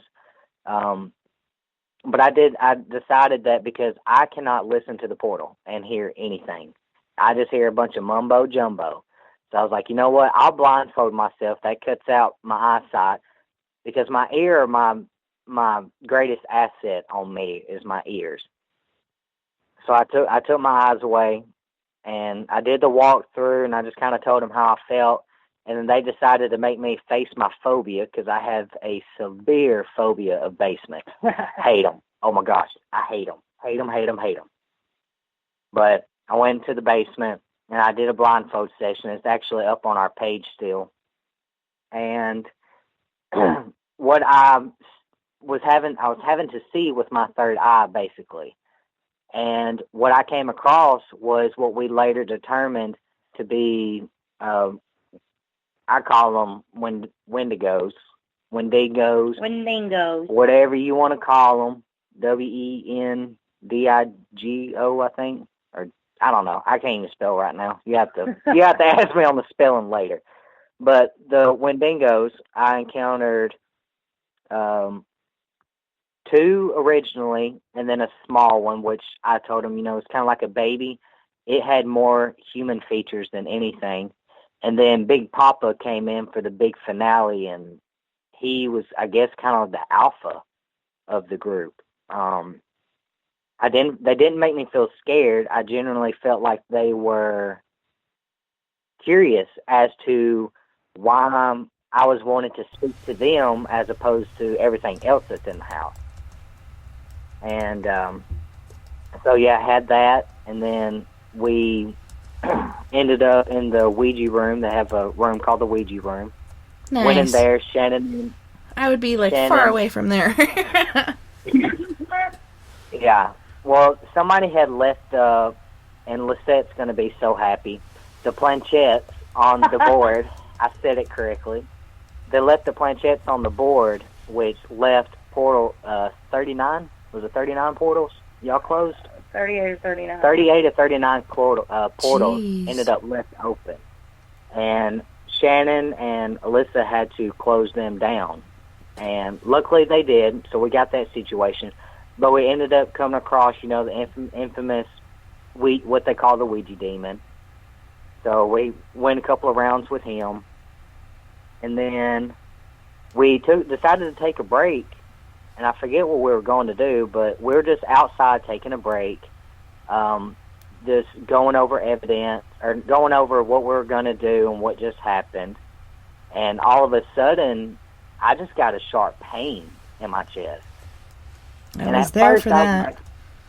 Yeah, you were. I mean, at first I was like, okay, I need to quit smoking cigarettes and quit drinking these energy drinks. Like, I just got some major acid going on or whatever. And then I physically felt something like twist inside of me. I was like, holy crap. I mean, I couldn't say nothing. I just kind of tumbled over, and Shannon and Lisette were standing right next to me. And Shannon seen me go down first, and she's grabbing me, asking me, what's wrong? And then here comes Allisa. And I'm like, it's stabbing me. Something is stabbing me. And I felt it, come out of my body, like the knife come out of my body. And then I went to go stand up, and it stabs me again, just closer to my heart. And I just dropped. And my infamous words from the last show, I dropped like a sack of taters, man. I have never been hit so hard like that to where it instantly made me drop to my knees. And I dropped, and this, whatever it was, twisting that knife in me. And I mean, I could feel every muscle and ligament just tearing and ripping from it. Yeah. And I was like, oh my God. I mean, I couldn't speak. I could do nothing but just cry out. I mean, Lou, I'm not ashamed to say it. I was crying, big old alligator tears. I didn't care. That crap hurt. I've never felt pain like that. And they lay me on my back, and Lisette starts praying. She just lays her hands on me and goes into her preacher mode that we call her. And she's praying like, I don't know, she would put a preacher to shame that night. I mean, she was doing some hardcore praying. Alyssa's running inside to get crystals. Shannon's running to get charged water. I mean, everybody's just kind of running around. I mean, I felt kind of bad for the neighbors. They probably thought that they were confused in the big old blue. So Allisa and Shannon come back out, and another lady that was with us there, she just had a hold of my head and kind of created a bubble just to kind of keep the noise out and to keep me calm. Yeah, and you had Robert and I sending, healing and energy. Yeah, I mean, I think Allisa or Shannon, one, got on the page and was just messaging anybody and everybody, like, if you're a light worker, if you're a healer, if you're a prayer, whatever you got, send it. I mean, thank God y'all did. And when it pulled out that second one and it gave me the final blow, it was directly to the heart, and I just kind of blacked out for a quick second. I mean, when that third one hit directly to my heart, I felt my heart stopped. Everything stopped. Like it was just done. And then the next thing I know, I'm coming through. I'm covered in crystals. I got charged waters everywhere. Lisette's still praying. Shannon's doing Reiki. Alyssa's down there in Astral trying to whoop the whatever is after me. And then I got the other girl creating just a little bubble around my head. And I'm just Then like, we had all y'all man, everything you had. Robert's doing his healing. You're giving me prayer and sending me healing. We had about 20 other people on our member page, just coming in astrally and everything, just trying to help me in that moment. Thank God y'all did, because honestly, that place has been notorious for taking lives early, and I just thank my lucky stars I wasn't one of them that night. Yeah, me too. That was scary. I was like, oh my God. Like, I wished I could be there personally, but I was just sending out everything I had, and I was so grateful when you came back in and you're like, okay, I'm feeling better. But you could still, see the residual pain and stuff that you were going through, but it wasn't as exaggerated as it was in the first place. No, when that first one happened, I stayed outside for a little bit, and while I'm outside trying to gain my composure, Shannon had just walked in, or it might have been Allisa, that just walked into the central control area that we were at, and the flashlight started going off. I think it was Shannon, because she was like, are you the one that's hurting Caden? And the flashlight came on. And then she came out and told us that it was answering, that she was communicating with what was hurting me. And when I heard that, I mean, it was just rage. Nothing but pure rage, and like, all right, I got you. I know what I need to do. And I tried to get in the house, and it's like there was an invisible door there, and I just couldn't get in. It's like, I don't know. It was the weirdest thing. And like mentally, I just had to kick that door in. And I kicked it in, and I came in, and I'm like, are you the one that's hurting me? Flashlight came on. I think that's probably the time that we went on Facebook Live again. Yeah, I saw that, and I was about to say, like, it's so weird because I feel like I was there, but I really wasn't. I was just watching, from my cell phone what you guys were doing, and I remember it flashed when she had said that, and I could hear you be like, ugh! And then you said something, I don't remember what you said, but yeah, I could tell you were very upset. I mean, I was just like, I told it, once it said answered my questions, I was like, I see how powerful you are. I can respect your power, but you're not going to hurt me again. Like, basically like, okay, you got me with my guard down. That's not going to happen again. I got, and I think I was saying, I got my angels, I got my guides, I got, my family, everybody, my light workers, my healers, everybody's got my back, and they're not going to allow you to hurt me anymore. I'm not going to allow you to hurt me. And that's whenever you probably heard me kind of grunt, because that's when I felt a hand squeeze between my ribs and go and grasp my heart. And that's when I had to leave the second time. So it got me twice that night, but it basically wanted to let me know what it was capable of and show me that I definitely needed to work on my shielding and my grounding. And, I've been preparing. We're actually going back, hopefully at the beginning of the year, and we'll have another face-off. And I'll be prepared this go-around. I know what to expect, and I'm a lot more strong in my techniques, and I'm a lot more strong in my beliefs. So you guys didn't, personally use the Ouija board. You were just in a room where people had used it and opened, tons of portals. Yeah, no, we don't. Our team, if another team wants to use the Ouija board, that's fine. We don't use them, though, no. None of us have any interest in using them. Well, us either, we advise people stay away from that, and like, oh, it's just a board game, it's just a parlor game, and if it was so bad, why do they sell it at Walmart? And I'm like, it's a genius idea. Here, let's market this evil device as just a parlor game, and put it on every shelf in every store in America, and they even make it in pink and sparkly and other things that, kids are attracted to. And kids don't read the instructions. They just break it out and do whatever they want, and they don't say the whole goodbye. And, sometimes people do that intentionally, but, they don't know the rules. And it's so important to close it if you do decide to use it, and they just leave it open. So who knows what comes through or how strong it gets over time. Right, and that's what, I get what they're theoretically saying is that it's just a board game, but that's why it is so dangerous, in my opinion, because everybody sees it as just a board game. They don't understand that you have to open up your mind and use your energy.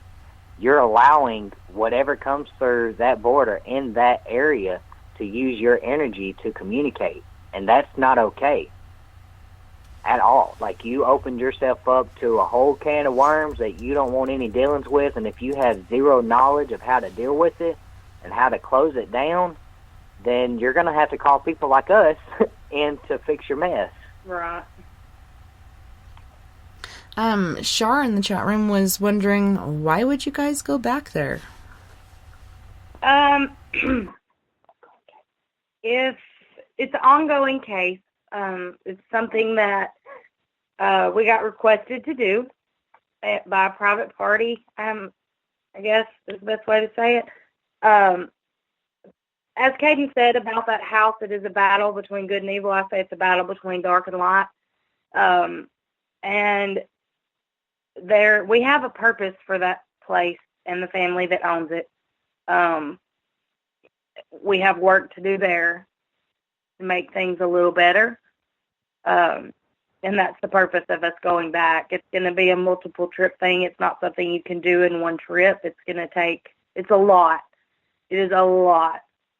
But that's our purpose for going back. We have work to do at that house. And we'll get it done.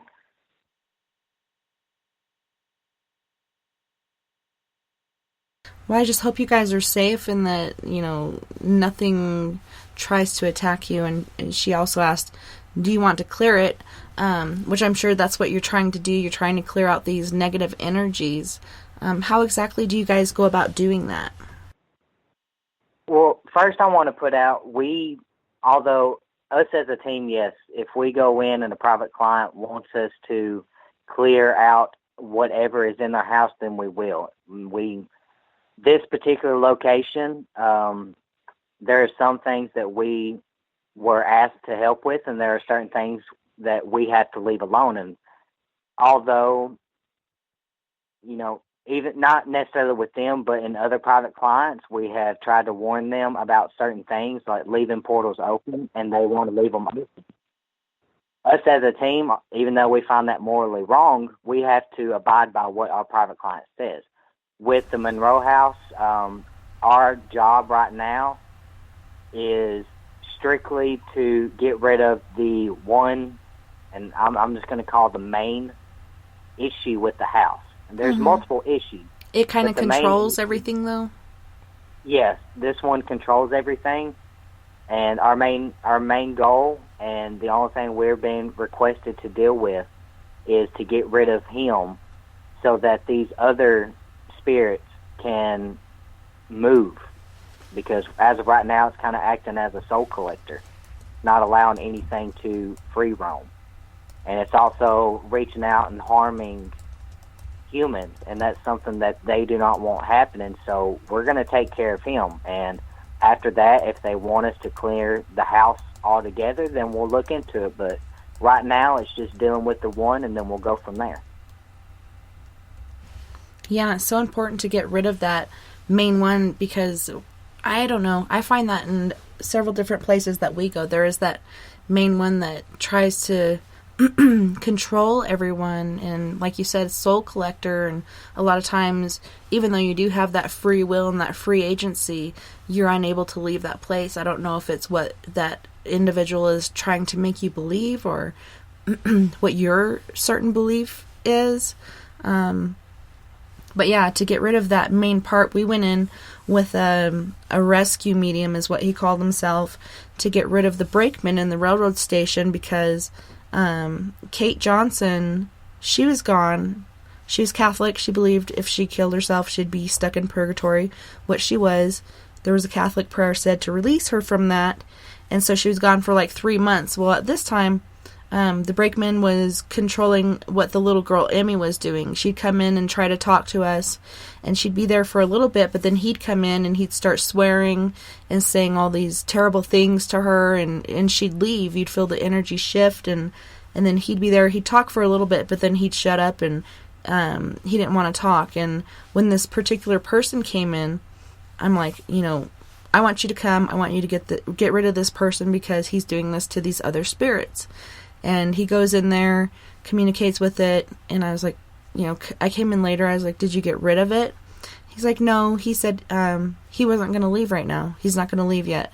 And I'm like, why are you giving him the option? Just freaking get rid of him. But then you have that whole free agency thing again. So I don't know, like, even though they don't want to leave, is it okay to make them leave because it's for the greater good?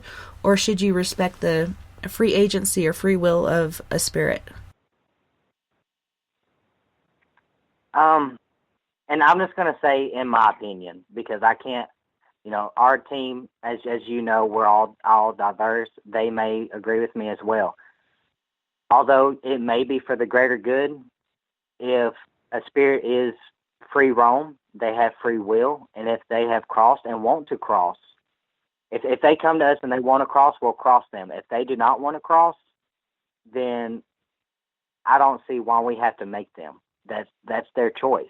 It's no different than somebody who's living. I can't make any living person do something against their will. I'm not going to make, a spirit, like a human spirit, a decent human spirit, do anything that they do not want to do. Now, if it wants to be a little nasty thing and it's harming people, and, when we start talking about entities, then that's a whole different story. I'm going to make it do whatever I want it to do. I'm going to make it leave. I'm going to make, we're going to do what we have to do in order to make our client or that location safe. But as far as, making somebody who's not causing issues, make them leave, no. Unless our private client asks us, and then it kind of sounds crazy. But Shannon and Allisa will actually have a conversation with that spirit and be like, look, they don't want you here. You're going to have to go somewhere else.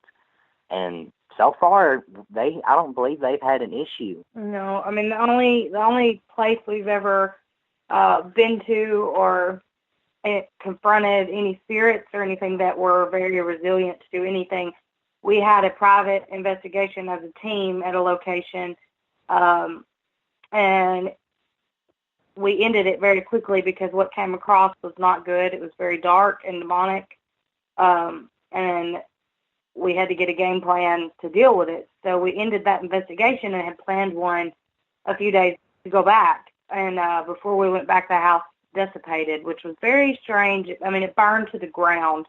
And it was an abandoned house.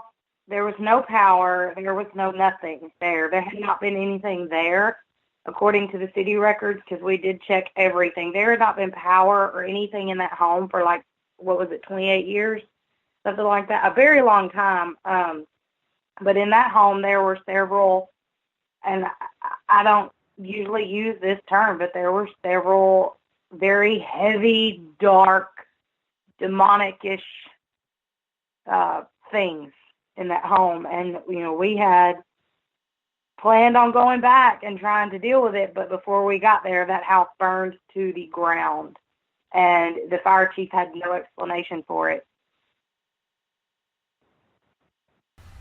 Yeah, it's weird how that happens, and sometimes in a certain location like that, if you look at the history of it, there's been fires in the past, and it could originate with, a tragedy that happened. with a fire that killed a family or a person or whatnot. And then over time, like, it just continues to happen. It can be a long time before it happens, or it could be short periods in between each other, or start to progress as it goes on. It's really strange. And what was this place that burnt down again? I'm sorry. It was an old, it was a private home. We got permission. We always get permission. It was just an abandoned house, and it was a home that came to me a couple of years ago, and it took me and Caden, 2 years? 3 years. 3 years to actually find the house. And it just so happened that there were some children, which is what came to me when the house came to me, there that were kind of being held captive and didn't realize that they could leave. And that's what our purpose was. And while we were there, we got confronted with those, I don't even know what to call them. Ugh. They were bad and dark entities. But we did succeed with the children, before our investigation was over, which was great. We crossed them over. It was very emotional, and, it was a good experience.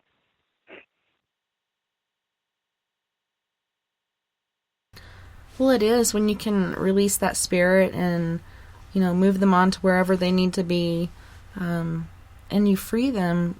I'm always astounded, like, how do people get trapped? And there's so many different variations on how they get trapped, and I've learned through time and doing investigations and such, no investigation or spirit is the same. There's always a different story and always a different way, and a lot of it is rooted in, the belief of the spirit, but sometimes your belief can overcome that, and you can, do what you need to for them. Absolutely. Yes. Absolutely. So do you guys keep record of how many cases you do? Yes, we have files. Caden has everything separated in files on these computers, that SanDisk, DVDs. We have everything separated into its own little thing. That's cool. I don't know. I'm not even sure what we're up to right now with private clients and public places. Yeah, it's funny how, like, sometimes you have these really quiet times where you don't hear anything from anyone, and so you're like, oh, maybe maybe everything's going to be okay, and then all of a sudden you'll get just a boatload of calls, and you're like, which one do we do first? And you have to, like, see what the need is with each one and which one's most important, and a lot of times we'll put cases above others because there's children in the home, and it's important to go in and help them. Right. Absolutely. Yeah, we do a similar thing. If we get a whole lot of private clients at once, then what we'll do is we'll do our preliminary, and then we'll categorize, okay, this one can wait, or this one cannot wait. This is an emergency situation. If it's something that, like, there was a case that was given to us in Memphis, and at first it was just, I got a phone call for some advice, and then while I was on the phone, they had asked Allisa if she could just astral and see what they were dealing with because of all the crap that was going on. And, at first we were like, no, but because Allisa didn't feel too well, so she just kind of went for like a good 5 seconds just to peek, and I was like, okay, well, this is what I've seen, but that's all I can tell you right now because I'm not staying because I just don't feel well. And, next day or a couple of days later, they called us back and ended up turning over the case to us because they didn't know what else to do. So we worked the case astrally for a while. And then, when it's cases like that where we're not all able to drive hours and hours away right then, but it's important, then we'll just access the astral part of it and deal with the case astrally. So it just, it kind of all depends on the situation and what's going on and the severity of it. Yeah, and when you bring up the astral, like, I have heard about it and different people talking about it, and Didn't really have a belief or disbelief in it, because I do have that belief that anything's possible.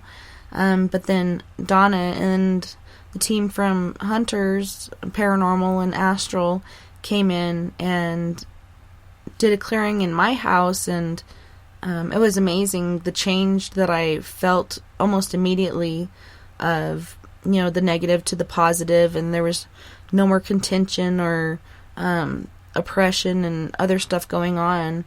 And it was due to just one spirit that was here that was stuck and unhappy, so he was making everybody else unhappy. And so things have been going really well since they came in. And that was the night of the show. Were you guys... I know, Caden, you were there, but I don't think Allisa was able to come in on that one. No, she was snoozing. I was probably working. Yeah, work always gets in the way. But yeah, that was so amazing, and after that happened, I was just like, it really does work. Like, it's not a bunch of BS or hoopla or imagination or whatever you want to call it. It was real, and I've seen such a change in not only my, atmosphere in my house, but family members that it was affecting. Yeah, for sure. I'm just kind of in awe, whenever Allisa, when she does something in Astral and she'll come back and she'll tell me about it, I'm just like, I'm jealous. I'm jealous. Like, I would just like to, I just want to be able to do it so that I can see her and the other Astral people that I know do their thing. Like, I want to join, of course. Like, I want to be able to do it too, but I would be grateful just to watch it all go down. I know it'd be cool to be able to see that perspective and see what they're seeing. Because using your imagination, and you're just imagining what it's like, and, like the movie Stranger Things, like this other dimension where things just look like really crazy and out of this world, and really it looks like just your home, but to them it looks like this insane place with, different entities in it. Which goes back to it's hard for us who are married to people with gifts, because she'll come home and talk about, she's got 3 guides that she talks to on a daily basis. She's got Miss Pat, Kathleen, and Chip. I always want to call him Chip, but his name is Ship. And she'll be like, Kathleen did this or showed me this, and she'll just go off on a rant, and I'm like, you lost me at Kathleen, hon. I don't know what you're saying. I'm trying to understand. So then I have to, in turn, ask a bunch of questions to try to visualize what she's seeing or doing, which ends up being, Caden, I can't deal with you right now. You're asking too many questions. Just listen. So it's interesting for us as well. Yeah, for sure. And, Vivian's in here sharing her experience, and she was saying how she had basically a premonition of her mom's death, and I was like, man, that had to be hard, seeing that coming, like, was it good or bad? And she said she had decided whether to tell her family, including her mother, about the dream, gave herself 24 hours to make sure she didn't do anything as far as revenge. And she said it's not normal for her to take revenge. And she told her siblings, and she thinks only one sister trusted her word. And when she told her mother, she was deathly silent for about 2 minutes, then said, "Thank you for telling me. I've been waiting for this." So she said she thinks that the warning helped them all to be prepared for the inevitable. Right. And it's very... It happens, and I think a lot of people, that goes back to our conversation earlier, a lot of people kind of try to ignore it because it's not normal, and it's just, they're like, it's just a coincidence. No, it's not, and you should listen to it, pay attention to it, and feel it, and trust it. Because a lot of the times it's because you needed it and you didn't know it. Yeah, and like she's saying here, it took years to figure out the reason for her paranormal experiences, but when you do look back on it and run it through your mind like 500,000 times, and then finally you get the epiphany or realization that, it happened for this reason or another reason, and it kind of broadens or expands your mind to different realms in a way. Yes. Yup. Oh, well, Jade had to check out. But, so yeah. So when did you start doing the astral stuff? Was that, unintentionally at first, and then you learned to harness it, or you're learning to harness it, or was it a recent development for you? Okay, all of the abilities that I have were accidental. Every one of them. With astral, I was doing a meditation, and it had nothing to do with astral, and that's how it happened. And I didn't know what it was. I had no idea what happened. Like, I didn't know there was even a name for it. And, I got to talking to Shannon, and we were both doing research, and then finally I figured out what was going on, and then I reached out and found people because I was listening to this podcast that were doing the same thing. And then I came across Donna, and she helped me a lot. And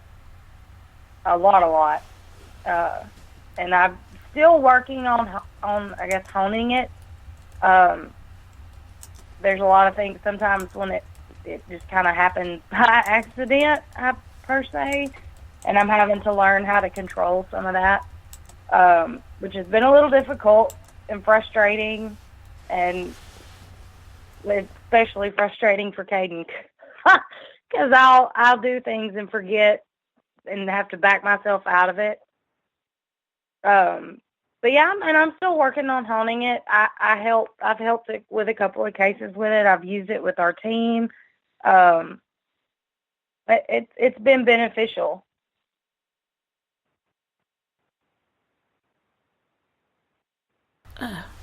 My mute button went on mute. I'm like, man, come on, unmute.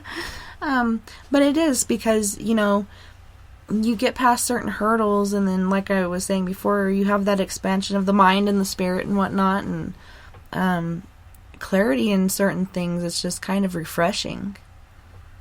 Yes, it is. So has it been difficult for you, like harnessing it, or what has your experience been with it so far from the beginning? With the astral stuff? Mm-hmm. It was a little scary at the beginning, and thanks to Shannon and Donna, it became more comfortable. I've battled with other astralers, what is it, 4 or 5 times? And then I went into astral with Shannon with a private client and closed portals, and then we did those portals that Caden spoke about with, the planchettes on the Ouija boards at Monroe, and I was scared at first, but once I guess, got comfortable and realized what I was capable of, I was okay. And once again, thanks to Shannon and Donna, I learned how to protect myself immensely.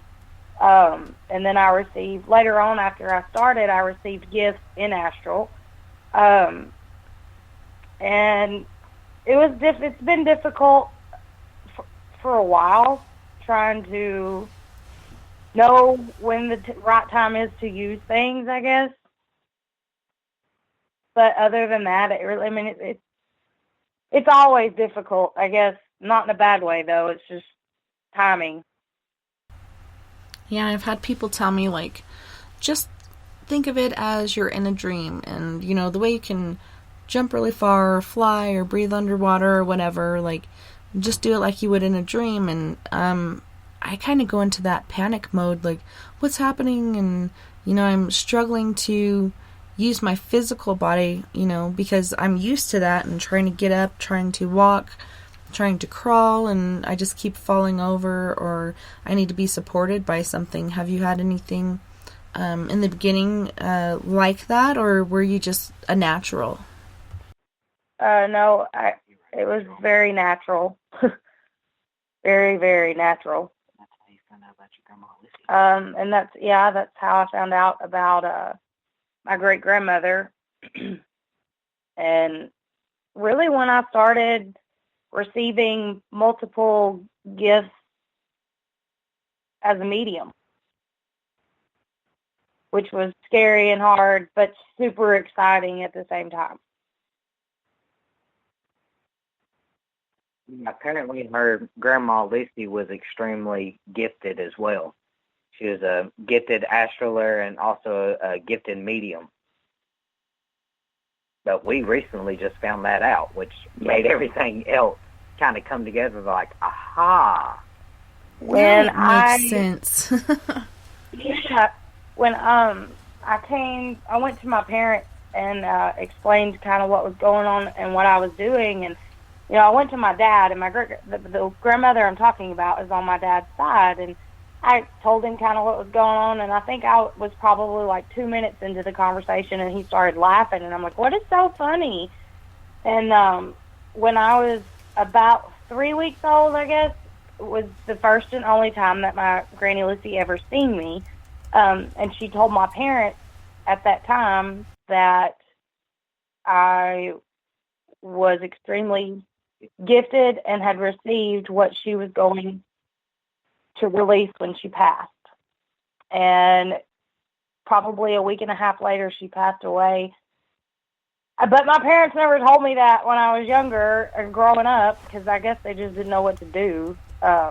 And so when my dad told me that, I was like, oh, well, that's great to know. Thanks, Right. Why'd you keep this from me? You should have told me this from the beginning. Yes. It would have made things so much easier, Yes, it would have made things easier and quicker, and But I think they were afraid. They didn't know what to do with it, and it's not like where we live. It's not like you can just call somebody and be like, "Hey, I have a gifted kid, and I need you to work with them." So they just didn't know what to do, and I think they were afraid of something bad happening, so they just kind of left it alone. Yeah, and like my dad said, because I had told him about my different paranormal experiences and my interest in it and whatnot, and he's like, your mom did those things, and look where that got her. She died at this age because of this and this and that and that, and I'm just like, I'm not afraid of that. I'm more afraid of leaving people helpless and not being able to help people, and this actually happened, and I want to help people that don't understand it. It was kind of easy for me to envelop that part of it, and it was actually hard for me to come out of the closet, and it really took a great tragedy for me to be like, all right, I'm not going to stay in the closet anymore. I'm coming out of the paranormal closet, and I'm going to help people. I don't care about the judgment and the ridicule anymore, and I really don't fear the backlash of it. I've had several different experiences that were not so nice, and it scares other people around me, from it, and they're like, you shouldn't be doing that anymore because it's causing this. But I'm not going to let it control me or overcome me. Like, I know I got this, and I just made a stupid mistake that day of not guarding myself, and that's why I won't go out if I feel compromised. Do you guys make rules like that where you won't go out if you're compromised in some sort of way because you know that will just attract that energy and can attach to you? Yeah, we do. And Caden talked about my guides. I have one that's kind of sarcastic, and she really is. She is a sarcastic female. If I was to be, if I was in a position to be compromised, that one particular guide, Miss Pat, would come and tell me, hell no. Whoop, I cussed. Whoop. Oh, you can say hell, it's okay. Okay. Well, she would come and tell me hell no, with the hands and all. Like, no ma'am. But our team has rules. We do not intentionally put any of us in danger. If we feel like one person is compromised, 9 times out of 10, the whole team backs out because we are a family. And that's so important, And there is that different camaraderie and family, I have my team, which I call my paranormal family, and my friends here that are like my paranormal family, because we all have shared our experiences and gotten to know each other through our experiences. And, you know, we're all a little crazy here in a certain way or another, you know, from all the stuff we have experienced. So I do like to call it SOR Asylum, but it does give you that camaraderie and that boost that, you know, I'm not so weird, and there are other people out there that have experienced this or experienced things far greater than what I've experienced, and it's been a very interesting experience, I must say. There's a plethora of experiences for those of you out there waiting for that word. Yes. Drink up. Drink. That's right. Have some of Caden's moonshine. That's it. That's it. But, you know, you know, in all honesty, that goes back to how important para-unity is.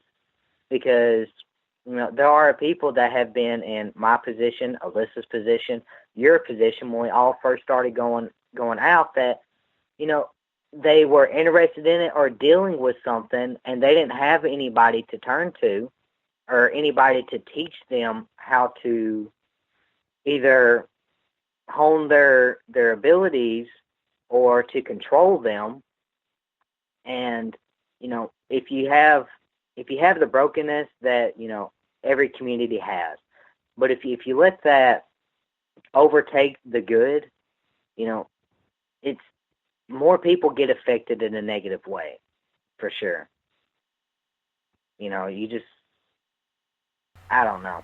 I know that I'm on the podium preaching about para-unity again, but that's just one of my pet peeves. I will never understand teams that deliberately try to sabotage other teams, or, you know, just are nasty individuals, or try to take advantage of clients and stuff. I'll never understand them. I don't understand why they're in this field. Yeah, and it is so important to stick together, because we are in it for the same reasons. We're in it to help each other and gather this data or information to prove that it is real for those that don't believe. But on that note, we have to go to our second commercial break. You guys don't go anywhere. We'll be right back after these messages. Heading to Vancouver and looking for a night on the town? The Moose Vancouver is the bar that never stops rocking until 2 a.m. every night. The Moose has great food with everything on the menu from $6.95 to $8.95. Fantastic, vibrant staff and rock and roll that will bring you back to when the music was real, the hair was long, and the guitars were rockin'. Get your party on at the Moose Vancouver, the official party bar of Spaced Out Radio. Get your horns up with me on Spaced Out Radio. This is Ron Bumblefoot Thal. Come tune in to SOR, where you can hear me rock out with Little Brother Is Watching, the official theme song of Spaced Out Radio. And then come on over to bumblefoot.com, where you can find out about my tour schedule, my music, and everything else. Bumblefoot.com keeps you up to date on what I'm doing and the best way to stay in touch with my music and music camps. Sign up for my newsletter at bumblefoot.com, and remember, Little Brother Is Watching. When it comes to the news, we look for the stories that the mainstream won't cover. Welcome to Spaced Out Radio's The Encounter. This is News Director Everett Thiemer. The Encounter is about the weird and strange stories that occur daily, and we scour the world looking to bring them to you. You can hear me with Dave Scott every Monday through Friday in our Encounter news segment. Read us online at spacedoutradio.com, or check us out and give our Facebook page a like at SOR The Encounter. So come give The Encounter a read. You hear footsteps in the empty room above you. A rocking chair begins rocking by itself. Don't be afraid of the things that go bump in the night. Reach for Spirit Storybox, the iPhone app the Huffington Post UK called the only ghost hunting app you will ever need. Spirit Storybox. The spirits are telling their stories. Are you listening? Hi there, this is Geraldine Orozco from San Francisco's Bay Area Meditation. I invite you to join me the first Tuesday of every month with Dave Scott for Spaced Out Radio's The Spiritual You. In this fast-paced world we live in, it's time for you to take some time for you. We'll cover every possible subject, from powerful meditation to healing techniques to your own intuition and spirituality. So come join us for The Spiritual You. The freedom to post what you want, when you want. That's the social media freedom you need. Social Media Freedom is the free app in your app store. No need to worry about going to jail or being shadow banned any longer. It's the freedom to say what you feel. The freedom to know Big Brother isn't watching. It's the way social media is supposed to be. Social Media Freedom. It's time to set yourself free. Download from your app store today. You know, it's hard being the bad man of ufology, but that's just the way that I like it. This is Chris George Zuger, and I'll be hanging out with Dave Scott and SOR scientist Chris Cogswell for Reality Paranormal, the second Wednesday of every month. And our job is to break it down and come to conclusions as to what is really going on in the supernatural world. I'd love for you to join us right here on Spaced Out Radio. Are you intrigued by Paranormal Talk Radio? You'll love the new Paranormal Radio app from TalkStream Live. You'll find a great selection of talk shows covering UFOs, ghosts, strange phenomena, and much more. Download the Paranormal Radio app now and start listening to the very best in paranormal talk entertainment, including the network you're listening to right now. The Paranormal Radio app, free in Google Play and the iOS App Store. We are getting ready to relaunch the SOR Space Travelers Club at spacedoutradio.com. For $5 a month, you can join us for a plethora of features found nowhere else. Hang out in a private chat room during the show and after party. You can check out some exclusive content and a store specifically for you, as well as a private listener forum where you can post your thoughts, stories, and pictures. The SOR Space Travelers Club, coming soon to spacedoutradio.com. Do you want to know what's really going on in your world? Do you have questions about who you can trust in the mainstream media? Then look no further than the Rebel Planet. Come get the straight answers right here at spacedoutradio.com. Join me, Jamie Sexton, creator of Rebel Planet News, as I fill you in on the stories behind the stories. All you truth seekers, be sure to tune in to Rebel Planet on spacedoutradio.com the third Thursday of every month. Find your escape where time has no limits. It's about living today and cherishing the heritage of yesterday. A spirit of adventure for what is new, with the nostalgia of the past. Your timepiece is a reflection of who you are. Life surrounded by beauty from the world around us to the soul within. EscapeWatches.com. There is no time like the present to enjoy your escape. Use promo code SMF2017 for your 20% discount today. Are you interested in advertising on Spaced Out Radio? Head to our website at spacedoutradio.com and click on our advertising tab. There, you will find an assortment of ways you can get your product out there with us, from radio commercials to banners and social media. Have a product you like our hosts to endorse? We can do that too. Visit spacedoutradio.com for more details. Hi there, this is Dave Scott from Spaced Out Radio, and I want you to come on a nightly journey. Starting at 9 p.m. Pacific, midnight Eastern, every Monday through Friday, you can come hang out with me and the other space travelers. We have it all from Carl the Alien bouncing on by to those misfit gnomes causing havoc. It's 3 hours of fun and entertainment on those topics the mainstream really doesn't want to touch. Come get all paranormal with us at spacedoutradio.com, and together, my friends, along with our resident guitar god Bumblefoot, we own the night.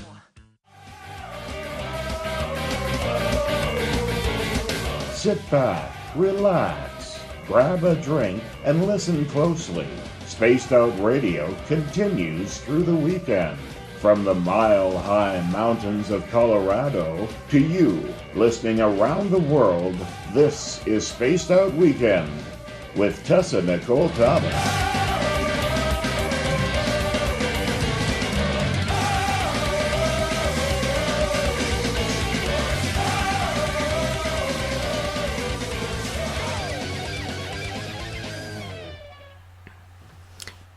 Hey guys, welcome back. So great to have you guys in and listening, and we're with Caden and Allisa, and I was just telling them how grateful and happy I am to have them here tonight. Welcome back, guys. We love talking to you, so it is our pleasure. So in this third hour, I'm going to go ahead and give you guys the call-in number, and you can call in with your questions or experiences. And the phone number is 970-335-9596. That's 970-335-9596. And you can call from Skype or cell phone or wherever you may. But this hour, we're going to hit on some of the bloopers that's been going on with their travels here. So, hey guys. I'm excited to hear this. I love bloopers. You know, it wouldn't be a show with us unless there's some crazy stuff in there. Some uh-ohs in there. Yeah. So go ahead, start her off, honey. Ladies first. Oh, yeah, well the latest was actually yesterday. I was at Walmart, and I was in the deodorant aisle, and there was a lady. My level up. Oh, well, for the last week, due to astrology stuff, I have had an immense amount of energy and leveling up, per se. And I go to Walmart to get just regular stuff, you know, deodorant, shampoo, conditioner, blah, blah, blah. I'm in the deodorant aisle, and there's a lady probably about 3 feet away from me, and she is, in her mind, asking if my shoes were Nikes and where I got them. And before she verbally said it, I answered her. And I'm pretty sure that I scared the bejesus out of her, and she's going to church tomorrow and asking her preacher to get Satan out of her because he slithered in her head, because the look on her face was unreal. I left my cart sitting there and ran out of Walmart. Oh, no. I called Shannon, freaking out because I didn't know what was going on. I said it out loud. I actually said it out loud. I was freaking out so bad. And she calmed me down a little bit. Then Caden gets home, and I'm like, I don't know what I'm gonna do. I can't do this. This woman thinks of it. She probably thought, he was like, why didn't you say anything to her, Allisa? Well, what am I supposed to say? What do you say that? The woman was looking at me like I was the devil. Right. Well, sorry would have sufficed. My bad. Right, I'm sorry. Because the look on her face was surreal. She mouth open to. It was just. I felt so bad. I probably screwed her up somehow. Well, if she thought you were the devil, at least you're a good-looking devil. Well, yeah. Maybe she thinks the devil is a woman. I don't know, but she was looking at me like I was Satan in the flesh. Were you wearing a blue dress? No, I was wearing like some sweatpants and a t-shirt. Yeah. The bomb Walmart outfit. That's what I had on. Right? Yeah, I was saying earlier when you told me that story, like, generally people think of the devil as, you know, the most beautiful angel as far as a male or whatever, but this lady's thinking, it's not a guy, it's a girl, and I just witnessed her, and I need all kinds of blessings and prayers and hands laid upon my head. Yeah. Get this demon out of me. Exactly. I didn't know that I could do that. But by the way, like it was a new thing. I had no idea, and I had started a couple months back doing some dream walking for healing for some private clients, and with their permission. I'm not positive. Tessa, I know you probably know what dream walking is. I'm not sure everybody listening does. If they don't, they can ask and we can explain it. But I had started that a couple of months back, and it was solely just for healing. And I really thought that was as far as it went, if that makes any sense. And then all of a sudden, I have this thing where I'm in town and I have tons of chatter, and I have to learn how to cut it out. Oh, wow. The difficult part is because I had told myself and naively believed that I had to have somebody's permission to do that. And it doesn't work that way. You have to train yourself. And that's what I'm doing now with Caden's help. I practice with Caden. Yeah. I'm a brave soul. Yeah, I've had that experience, like, with people that are close to me, like I'll say something they're thinking or give them something that they want, and they're like, wow, I was just going to get up and go get that. And I'm like, well, here it is, you know. So I can get in people's head that I'm close to, but I've never had that experience really with strangers in the store. You know, that's pretty amazing. You know, doing this dream walking, you kind of opened another door for yourself. I'm sorry. I was looking at the chat and Shannon posted it's never ending, dear. She keeps telling me that. She keeps telling me they're going to hit me hard. They're going to get me hard. And I'm not going to lie. You know, I am extremely blessed with the gifts that I have. It's hard to talk about them sometimes because anybody that knows me and has talked to me and experienced me knows I can come across very cocky. I'm not. It's just how I sound. Mm-hmm. I'm it's loud that southern and sass. Yeah, and I don't mean it in a cocky way. It's just how it comes out. You know, I've been very, very blessed. I'm not going to say that I am a master of anything. I am a freaking student, and I will be a student for a very long time.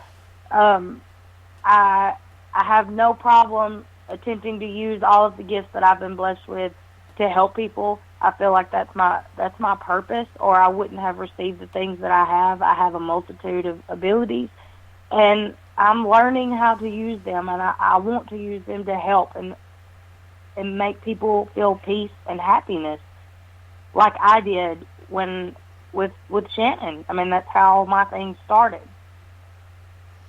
I'm so grateful that you are, you know, open to it and not only listening to your gifts, but building upon them and helping people with it and not taking advantage like a lot of people out there do, you know, bowing down to the almighty dollar and actually tarnishing your gifts. You know, it's like a piece of silver or whatever.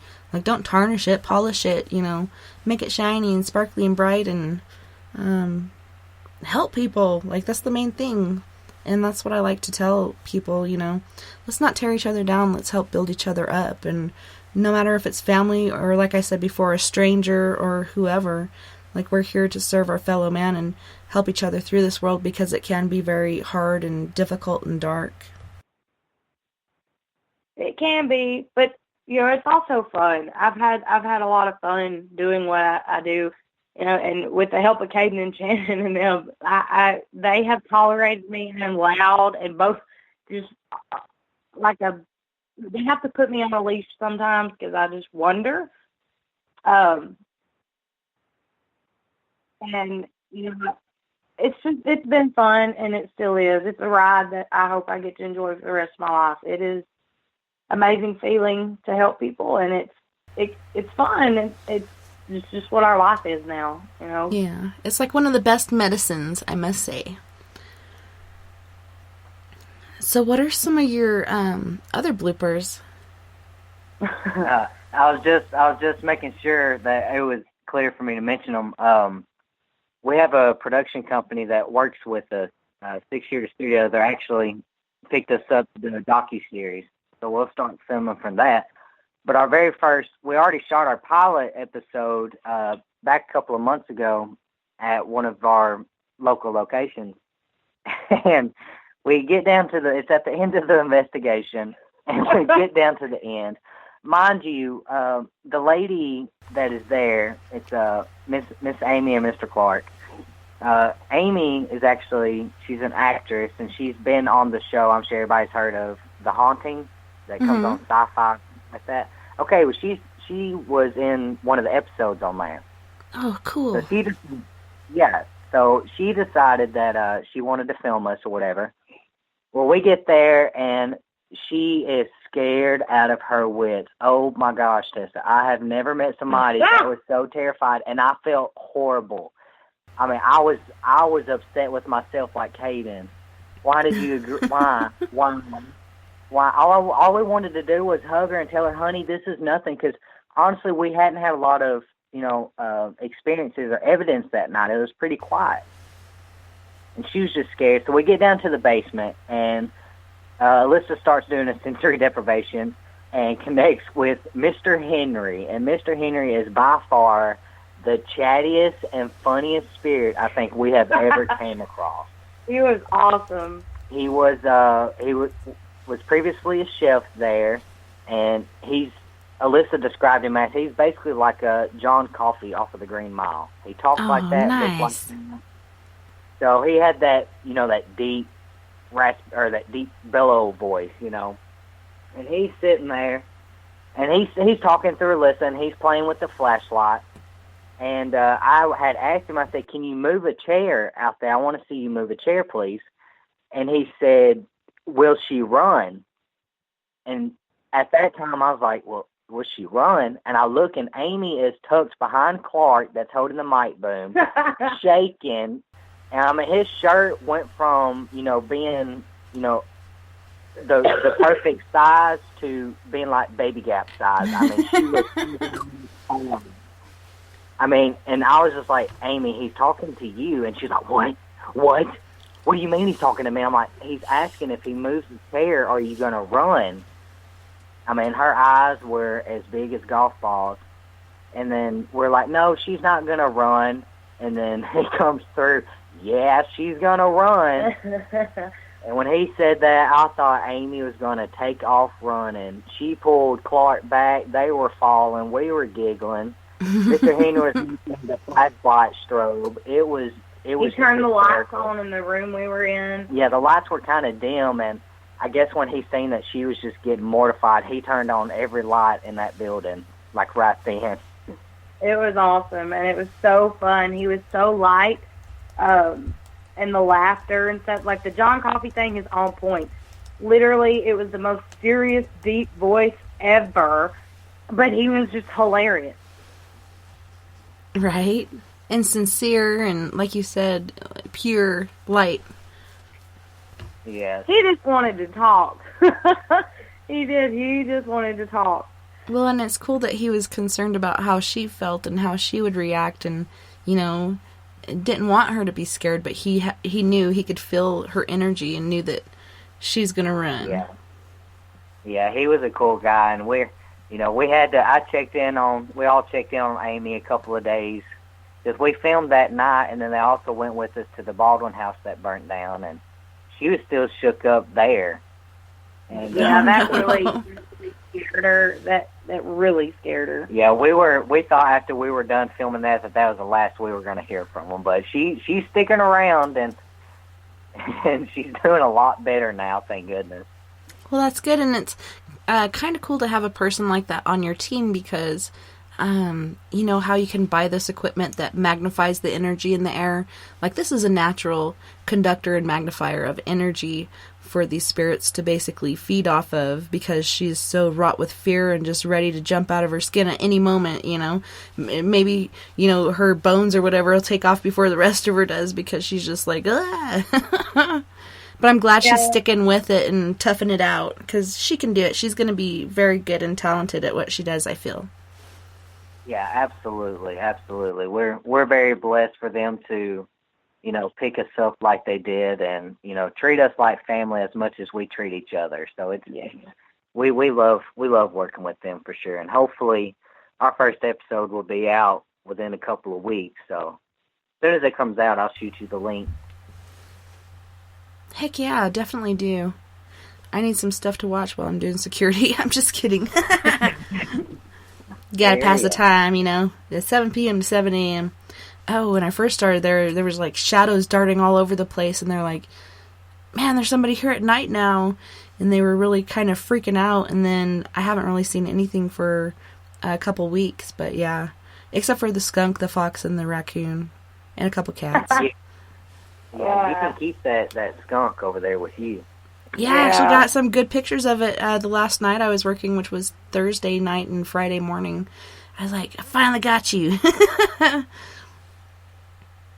The most elusive has been the raccoon. Like, he's the fastest, and the fox, but I actually got more pictures of the fox than the raccoon. But anyways, I'm kind of going off topic. But yeah, poor girl, but I'm so glad she's sticking with it. That's so important. Oh, yeah. Yep. Trooper. I had an investigator's worst nightmare happen not too long ago. One of her, last month? I think so. Oh my gosh. every investigator's worst nightmare is getting sick on your way to an investigation. And I will not go into details, but we decided to eat somewhere because we had a couple hours to kill before we were meeting up with the folks, and we eat, and we decided we were going to go to Walmart and hang out for a little bit. And I told Allisa, I was like, I just really did not feel good at all. Like, my stomach's hurting bad. And I just kind of wrote it off like, well, I just ate something bad. We're an hour from home, 20 minutes from the private client's house. And then we get in the car and we're on our way there, and, 10 minutes before we pull up at their house, I get sick all over my clothes. Oh, no. Oh, yeah. It was run in Walmart and get clothes and change in the car. Yes, it was one of those, like, what the crap do I do, Allisa? Like, I'm so sorry, but what do I do? I cannot go in here looking like this. What do I do? We can't go home. That's an hour and a half drive back to the house.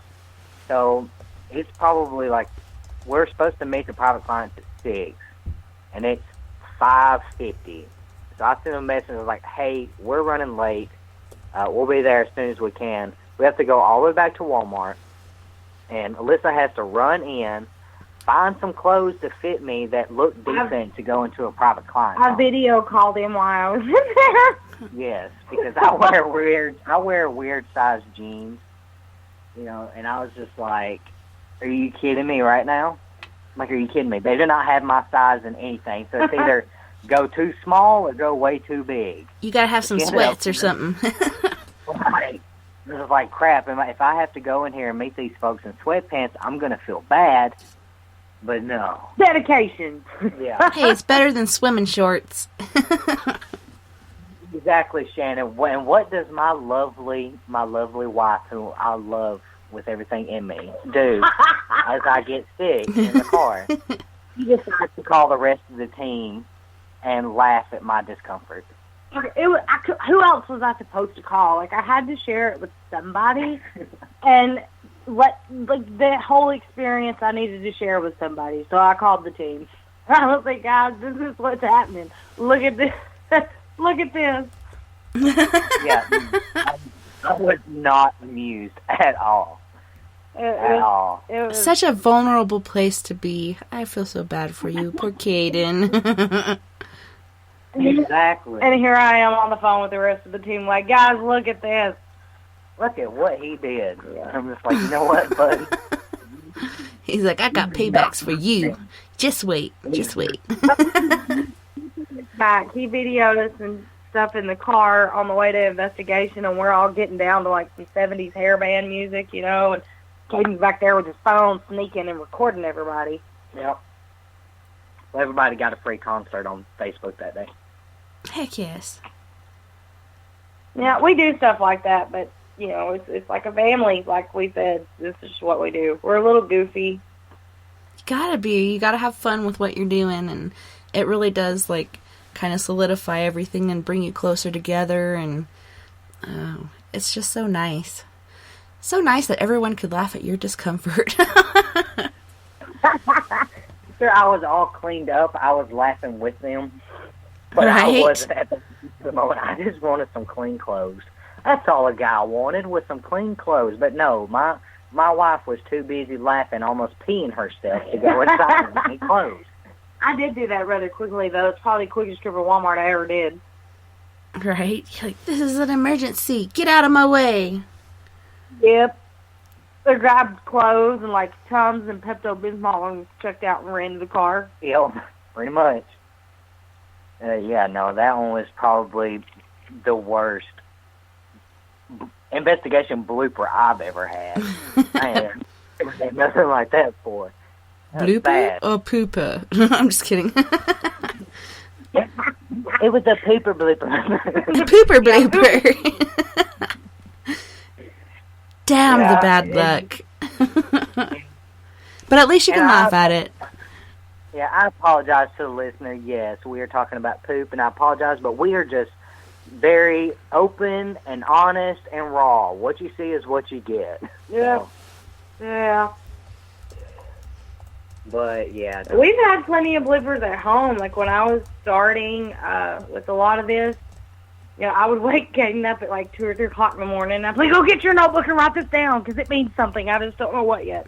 Yeah. And it was all the time. Like he'd be at work and I would be like, hey, I need you to find this name and find out what it is. Because I would get things and I'm so scatterbrained, I would not remember. If Caden and Lisette weren't part of this, I would be lost because they remember everything for us. Caden remembers most of mine, and Lisette remembers most of Shannon's. I'm so scatterbrained I can't remember, and I'll get things for days at a time and he'll just have to write them down, and he has like a notebook of random stuff. Well, I recently discovered on my phone that they actually have like a journal app, or you can even do a voice recorder, and so when you think of these things, just pop it open real quick and, say it into your journal. Like it can dictate it into your journal just by, saying it with your voice, or even with a voice recorder, so you can go back and be like, well, this is what happened this day. And that's the cool thing about the journal. Like it can go date by date and what time it happened and whatnot. And sometimes dates and times are important when these things happen. So it's a really cool new thing that they're doing. Or new to me. No, the whole team makes fun of me. Like they call me Baby Buddha to begin with, but now Baby I'm Buddha. Yeah, I'm like the peacemaker. I'm the calm guy. I'm the chill one that everything's gonna be fine. Just shut up and let me deal with it, and everything's gonna be a-okay. But I have extreme OCD, and a tech guy with OCD is not good in most circumstances. Too time consuming. So, yes, extremely time consuming. And Alyssa's, I can't even go through her notebook half the time because she doesn't date stuff. They're in no particular order. They're just random scribblings on random pieces of paper. And then she expects me to go back and to categorize it and date it and make sense of it. And I'm like, look, you got to throw me a bone here. I can't. No. We got to do better, honey. We got to do better. Yeah. Yeah, throw me a freaking bone here. Like, it's hard to go back and remember what day that was. I think it was this day. Hopefully you get it the same day, but it's hard to go back in your memory file and remember exactly what day it was, and you have to line it up with what happened the days before that to really get an exact time. Oh yeah. And she does this cute little thing where she thinks she tells me something and she really doesn't. I think I say it out loud and I don't. And then expects me to remember something that she tried to send to me telepathically, and it doesn't work. Yeah. Like, I was somewhere else at that time. Yeah. She's like, we just had a full-fledged conversation about this yesterday, Kate. And I'm like, no, that must have been with Ship. It definitely wasn't me, because I would remember that. Yeah. Right. Okay. I'll be standing in the kitchen literally doing just day-to-day things, cooking dinner, washing dishes, something, and start saying something, and he'll be looking at me like, what are you talking about? And then he'll get his notebook and just start writing stuff down. Well, that's cool. It's so cool how you guys work as a team and you're so close, and, even to the point of where you think you're actually having a conversation, but you actually didn't, even though, Yeah, absolutely. It can be confusing. Yep. But, on a more of a serious note before we get back on the bloopers, she is definitely my soulmate, and we just kind of share this connection where, most people or most couples probably, couldn't live together, work together, and then do this together as well, without getting on each other's nerves. And, yeah, she gets on my nerves and I get on hers, but we do it in a very loving way. And, we're definitely just kind of a well-oiled machine in the paranormal field, because if she's picking up on something, I can look at her and tell if something's wrong or if it's getting too much or if she's doing a sensory deprivation. As long as I can hear her voice, I can hear when she's channeling somebody different or when she's channeling an entity, and doesn't need to be talking with it, or if something's wrong, I usually pick up on it before, some of the others tend to. So, I mean, it definitely helps in the field that we know each other's in and outs as well as we do. Yes, it does.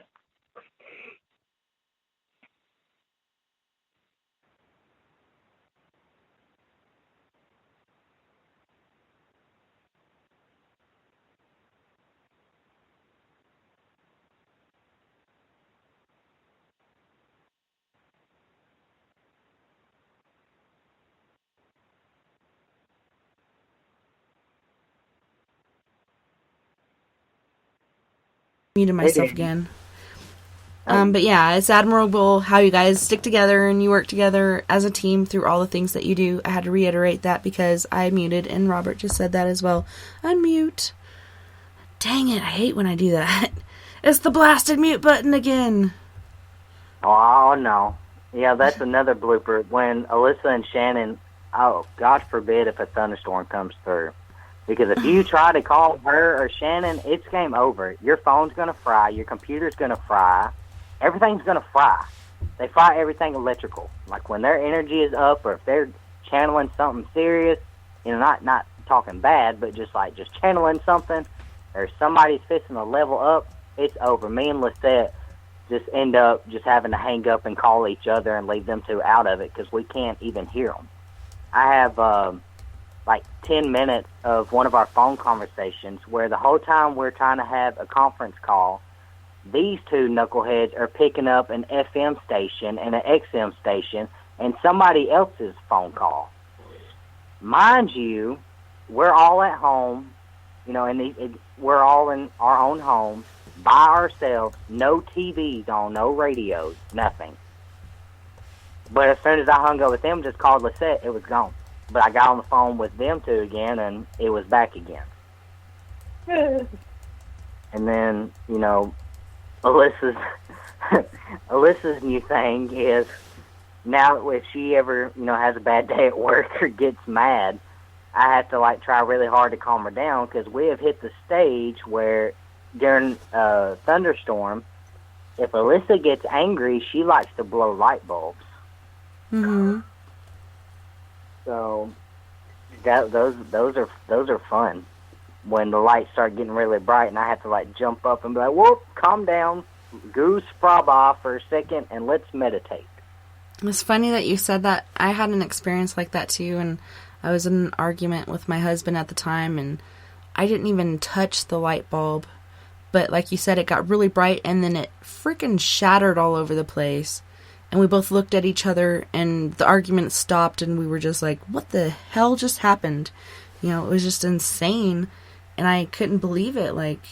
How did that just happen? But it was, like you said, that surge of energy, and it just, gave that zap that just blew the bulb.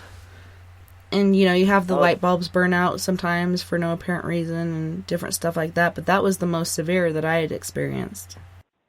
Yeah, no. It scared me. Yeah, it scared her, and then she came in there, which, we had a little tipple that day, so, and then after we made up, and we were just getting into some good stuff.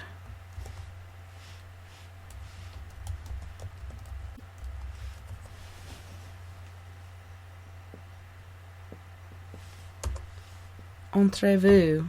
Come on. Oh, I hear it ringing. It might work this time. Hey. Hey, that was really weird. No. Yeah, it happens a lot. Yeah, we were talking about this energy stuff, and then all of a sudden you click off, and I tried, I swear, 10 times to call you, and it didn't ring until this last time.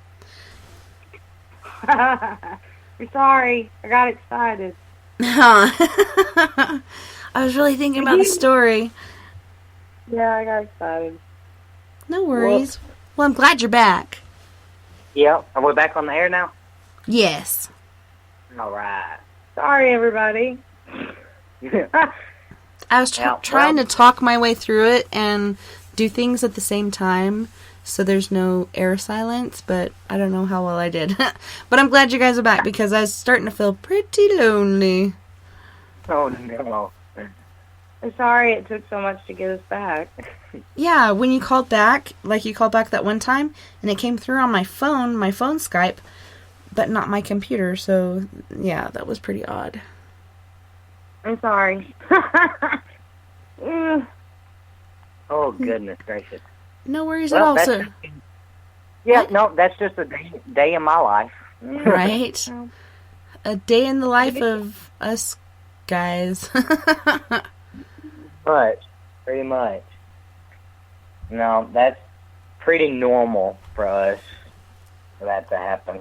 Well, I'm just glad that happened and the computer didn't just blink off like I've had happen a couple times, because then that would have really, really stressed me out. So I'm grateful that it was what it was and not what it could have been. No, my phone, like, completely... Well, I guess when we got disconnected, my phone froze up, so I had to reset it. So that's probably why you weren't going through it first. Yeah, that's so weird. Oh, man. Speaking of bloopers, no. Hey, speaking of, just add that one to the list. Right? Sorry, check. Yeah. Par for the course. Hmm. Oh, me, oh, my. What else have you done? I don't know. Messed your computer up at work. Oh, yeah. She, I forgot what it was. She got excited about something one day, and she was calling me. Oh, it was when she got promoted at work. She got a promotion at work, and she had called me to tell me about it. And she was all excited and stuff, and rightfully so. And, you know, our computers for the past 5 years, they've never had issues out of, believe it or not.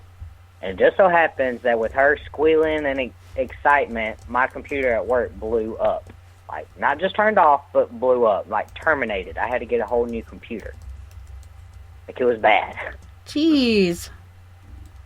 Yeah. Well, the energy, her and Shannon are energy suckers. It's funny. Yeah, my husband has something like that going on as far as he can't wear watches because the time's never right. And I don't allow him around my computer because he has this weird thing to where it messes up your computer. So I'm like, just stay away from my stuff because, I don't need any more issues. But yeah, we have a friend that's a graphic designer as well, and he always makes him sit at least like 15 or 20 feet away from him. When he comes over to visit and he's working on his computer, he's like, just stay away. Okay. Man. Yeah. Oh, man. I don't know. It's just like small stuff on a day-to-day basis. I mean, I don't know many people, and especially many husbands, that'd be okay coming home and, you know, the first thing you hear when you walk through the door is your wife talking to somebody that's not there, that you can see. They're there, you just can't see them. Or like dipping off and being like, I got to go have a chat with Ship or Kathleen or Patsy, or not Patsy, Miss Pat. So I'll be back in a minute. It's like, okay. They're just sitting there making dinner and having a conversation with one of her guides, and I'm just like left out of the loop because she'll be in there cackling like a hyena, and I'm like, what is so funny? She's like, nothing. Nothing. No, her, you know, a lot of the listeners that are astral travelers, they'll probably understand this concept, but Allisa has a dragon in the astral world named Luna. Nice. And, yeah. And thanks to Donna. She helped me get there. Yeah. And Luna doesn't particularly like me, I'm going to say. She either doesn't like me or she likes to pester me. Because I always know whenever she's around, because she likes to make the side of my neck or the side of my face boiling hot. And I don't just mean, you know, I feel it hot. I mean, my face physically gets red like a tomato hot. And she just does it just in spite. She likes to be a little turd. She's not fully grown. She's still I'm just going to say premature. And she's really sassy. Imagine that. Yeah, imagine you have a sassy guy. And resilient. Yeah, she's learning slowly. Well, it's cool that your son can astrally ride it. Yes. She's connected with him because of me, if that makes sense. Yeah, through your spirit. Like he came through your veil, basically, and came into this world, and he's a part of you, so therefore he can partake in your fun and shenanigans. Yes. And she's very protective with him. That's kind of her purpose at the moment because of what's going on with him. His astraling started in his sleep, and we really thought maybe he was just lucid dreaming, but then it got to where he was going to places in real time, and I knew that's not what it was. And I was like, well, we've passed that. That's not what this is. Right. And that's scary because he's so little, and it's a very dangerous thing, and so I adultly sit down and talk to him and explain to him, how dangerous it is and why he could not do it. And that's when like I said earlier, kind of when I started the meditations and stuff, Shannon would send me and tell me, because I had no clue what to do. And we were scared. Like, we called Shannon and had him talk to her because we were so concerned. I didn't know what to do. I knew I had to get him under control quickly before something bad happened. But Luna protects him. She stays with him a lot. Well, that's cool that he has that guardian that is like your spirit animal or whatnot. And it's good that you have friends that can help you, because I do understand as a parent sometimes it's hard to get through to your child or know the right steps to take because you are so close to it, and it takes somebody that's on the outside looking in to know what to do at times. Right. And so it's so awesome that you have friends that can help you with that. It can be very overwhelming. Yes, I have an awesome fan band. I love them.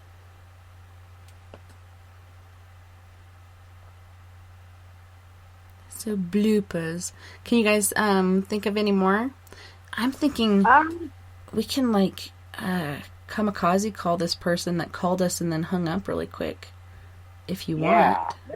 Let's do it. What are we doing? We're kamikaze somebody that called in and then hung up. Okay, so tell me a story. I'll write this number down really quick because I don't want to try to add them and then mess it up here. I'll try to figure it out really quick. Add people to this call. Okay, it's a 503 area code.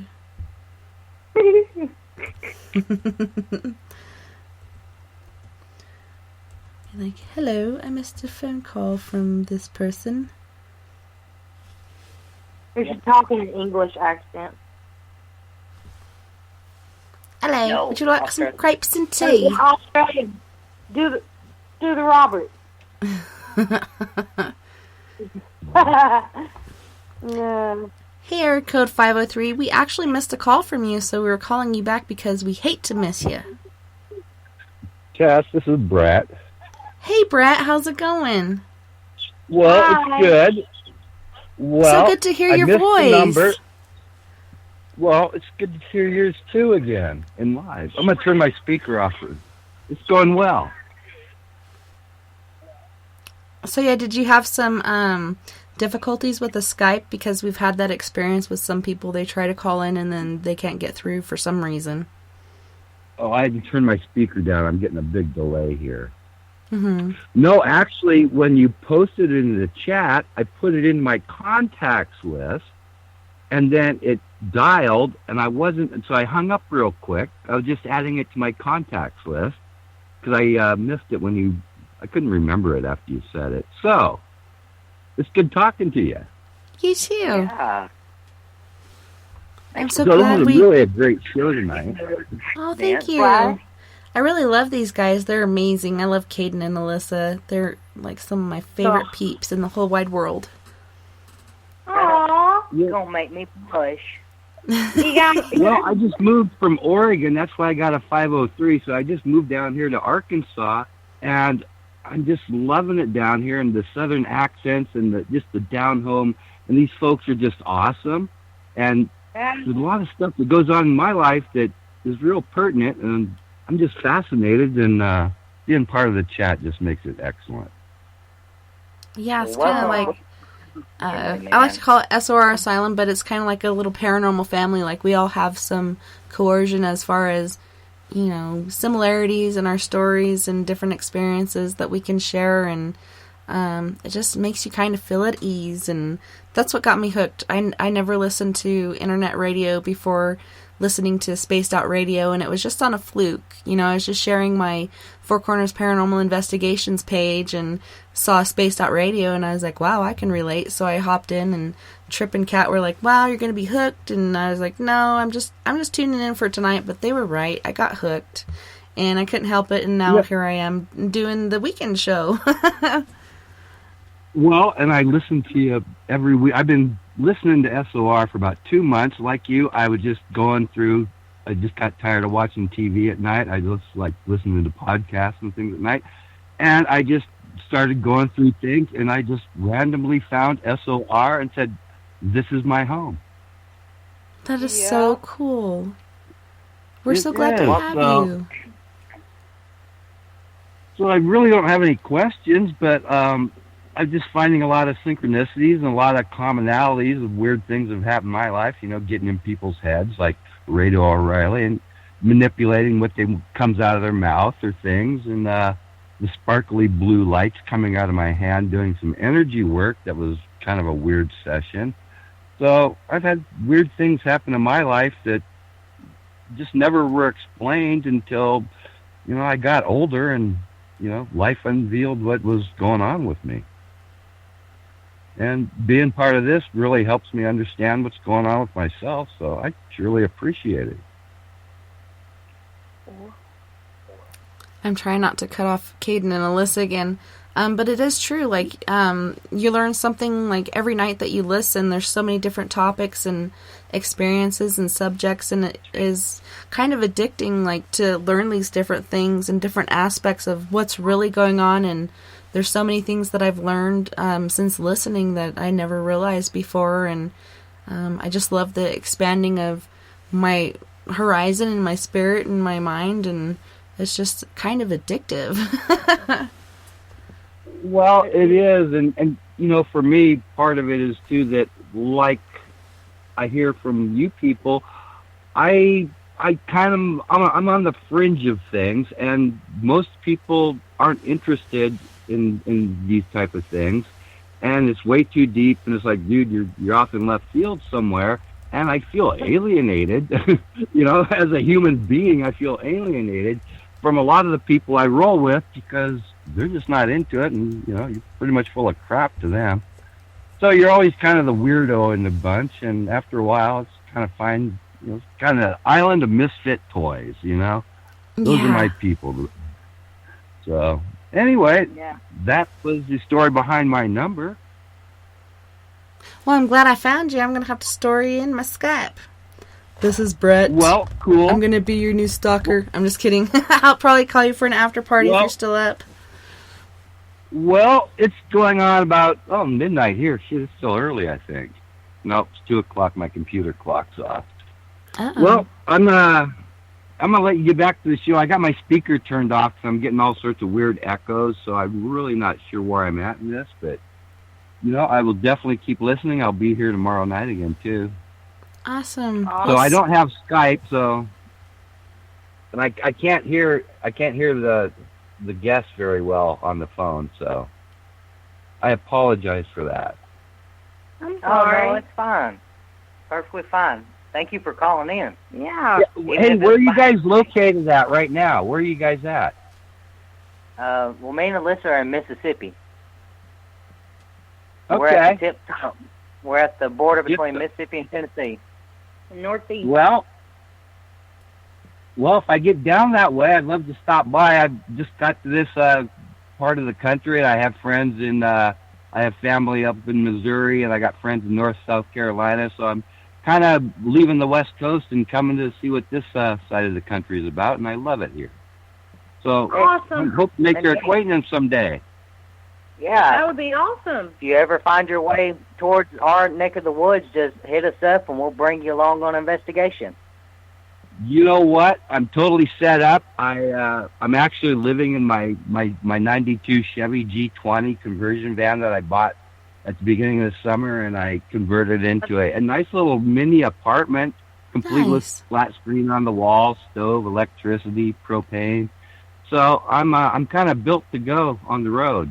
I'm kind of nomading it for the last year till I start getting my.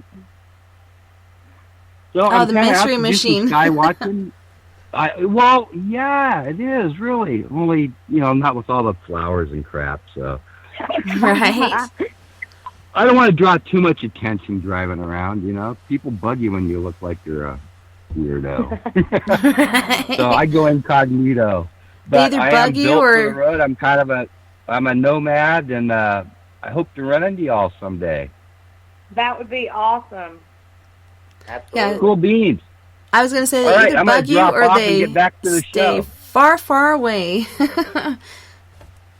Well, Yeah, it was so I just great came talking to to you. Colorado, yes, too. So in fact, I was thinking about making a run up there next month, just for shits and giggles. So anyway, nice talking to y'all.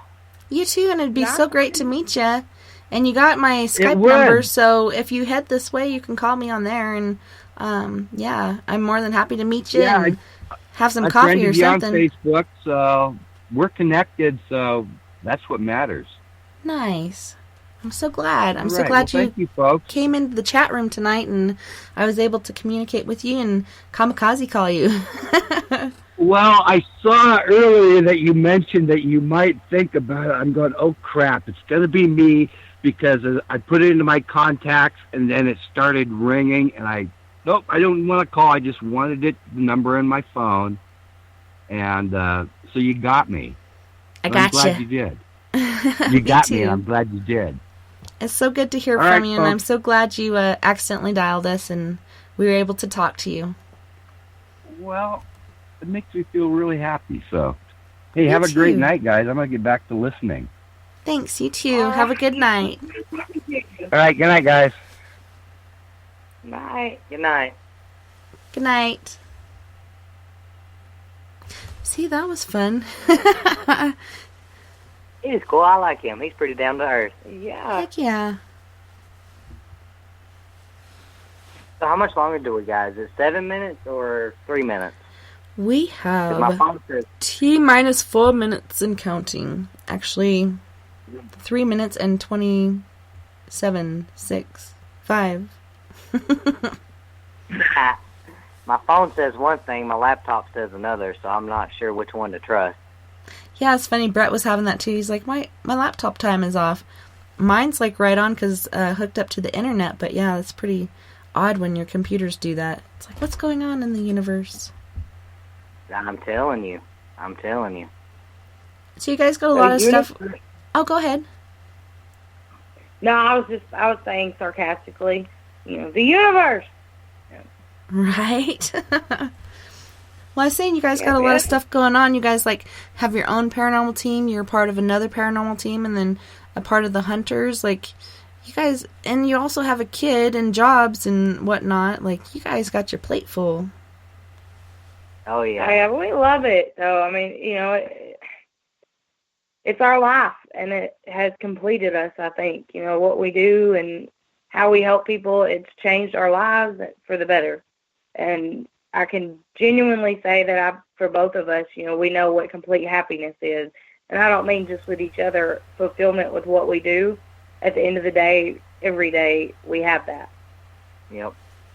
Absolutely. That's so cool. And it's so important to find happiness and find your calling. There's so many people out there that don't even know what they should be doing, and like Brett was saying, they're kind of out of the loop, and they're too absorbed in the physical world and not really worrying about the spiritual world, which is actually the most important part, because we are spiritual beings having a human experience, and so it's very important to harness that and understand it and build upon it, so we don't have to repeat it. Absolutely. Absolutely. since being in this field and, listening, I've been listening to Spaced Out Radio for about a year now. Yeah, almost going on a year, getting close to it. And I've learned so much from other guests and, really kind of implemented it with my own life. And I can see a change in myself. And, Allisa can see a change in me. I practice what I preach. I preach love and light, and that's what I put out every day. Some days I have my moments. I'm human. But, for the most part, it's love and light 24/7.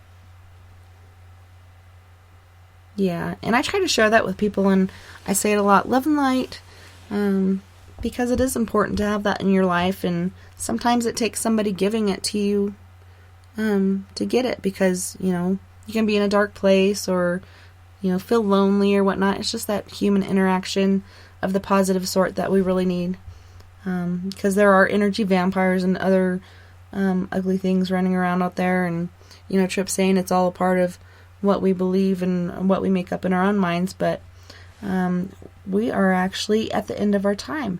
So how can people find you guys, get a hold of you, ask you any questions, or receive your help? You can look us up on Facebook with Death Stalkers Paranormal. You can email us at dsparainfo@gmail.com. Or if you have issues and need some astral help, you can also get a hold of us with Hunter's Astral and Research. It was so great having you guys on tonight, and I thank you so much for being my guests, and I hope to do it again someday. It was so wonderful to have you guys this evening. I think we're going to try to get the team back on. I think that would be awesome to have Shannon and Lizette on. We done one with you before. I think that would be awesome. I think we're going to try to do that pretty soon. Well, just let me know. I got an open schedule, and I'd love to stick you guys in there and have you on again, because it makes me feel at home. Absolutely. We're one big old family. That's right. Family. Well, thank you guys again. And if you guys want to hang out for a little bit, we're going to do an after party here in a minute. Alrighty. All right. We'll try. And thank you to everyone in Spaced Out Radio, Facebook, Spreaker, Twitter, Paranormal Radio, TalkStream Live, Deep Talk Radio, and wherever else in the universe that you are listening tonight. I had a wonderful time this evening, and it was my pleasure, literally and figuratively, and I can't wait to do it again tomorrow night. We're not doing Psychic Sundays. We're actually having another surprise guest on spacedoutradio.com. So don't forget, guys, we are all in this together. Together we make the world a little better, and together, my friends, we own the night.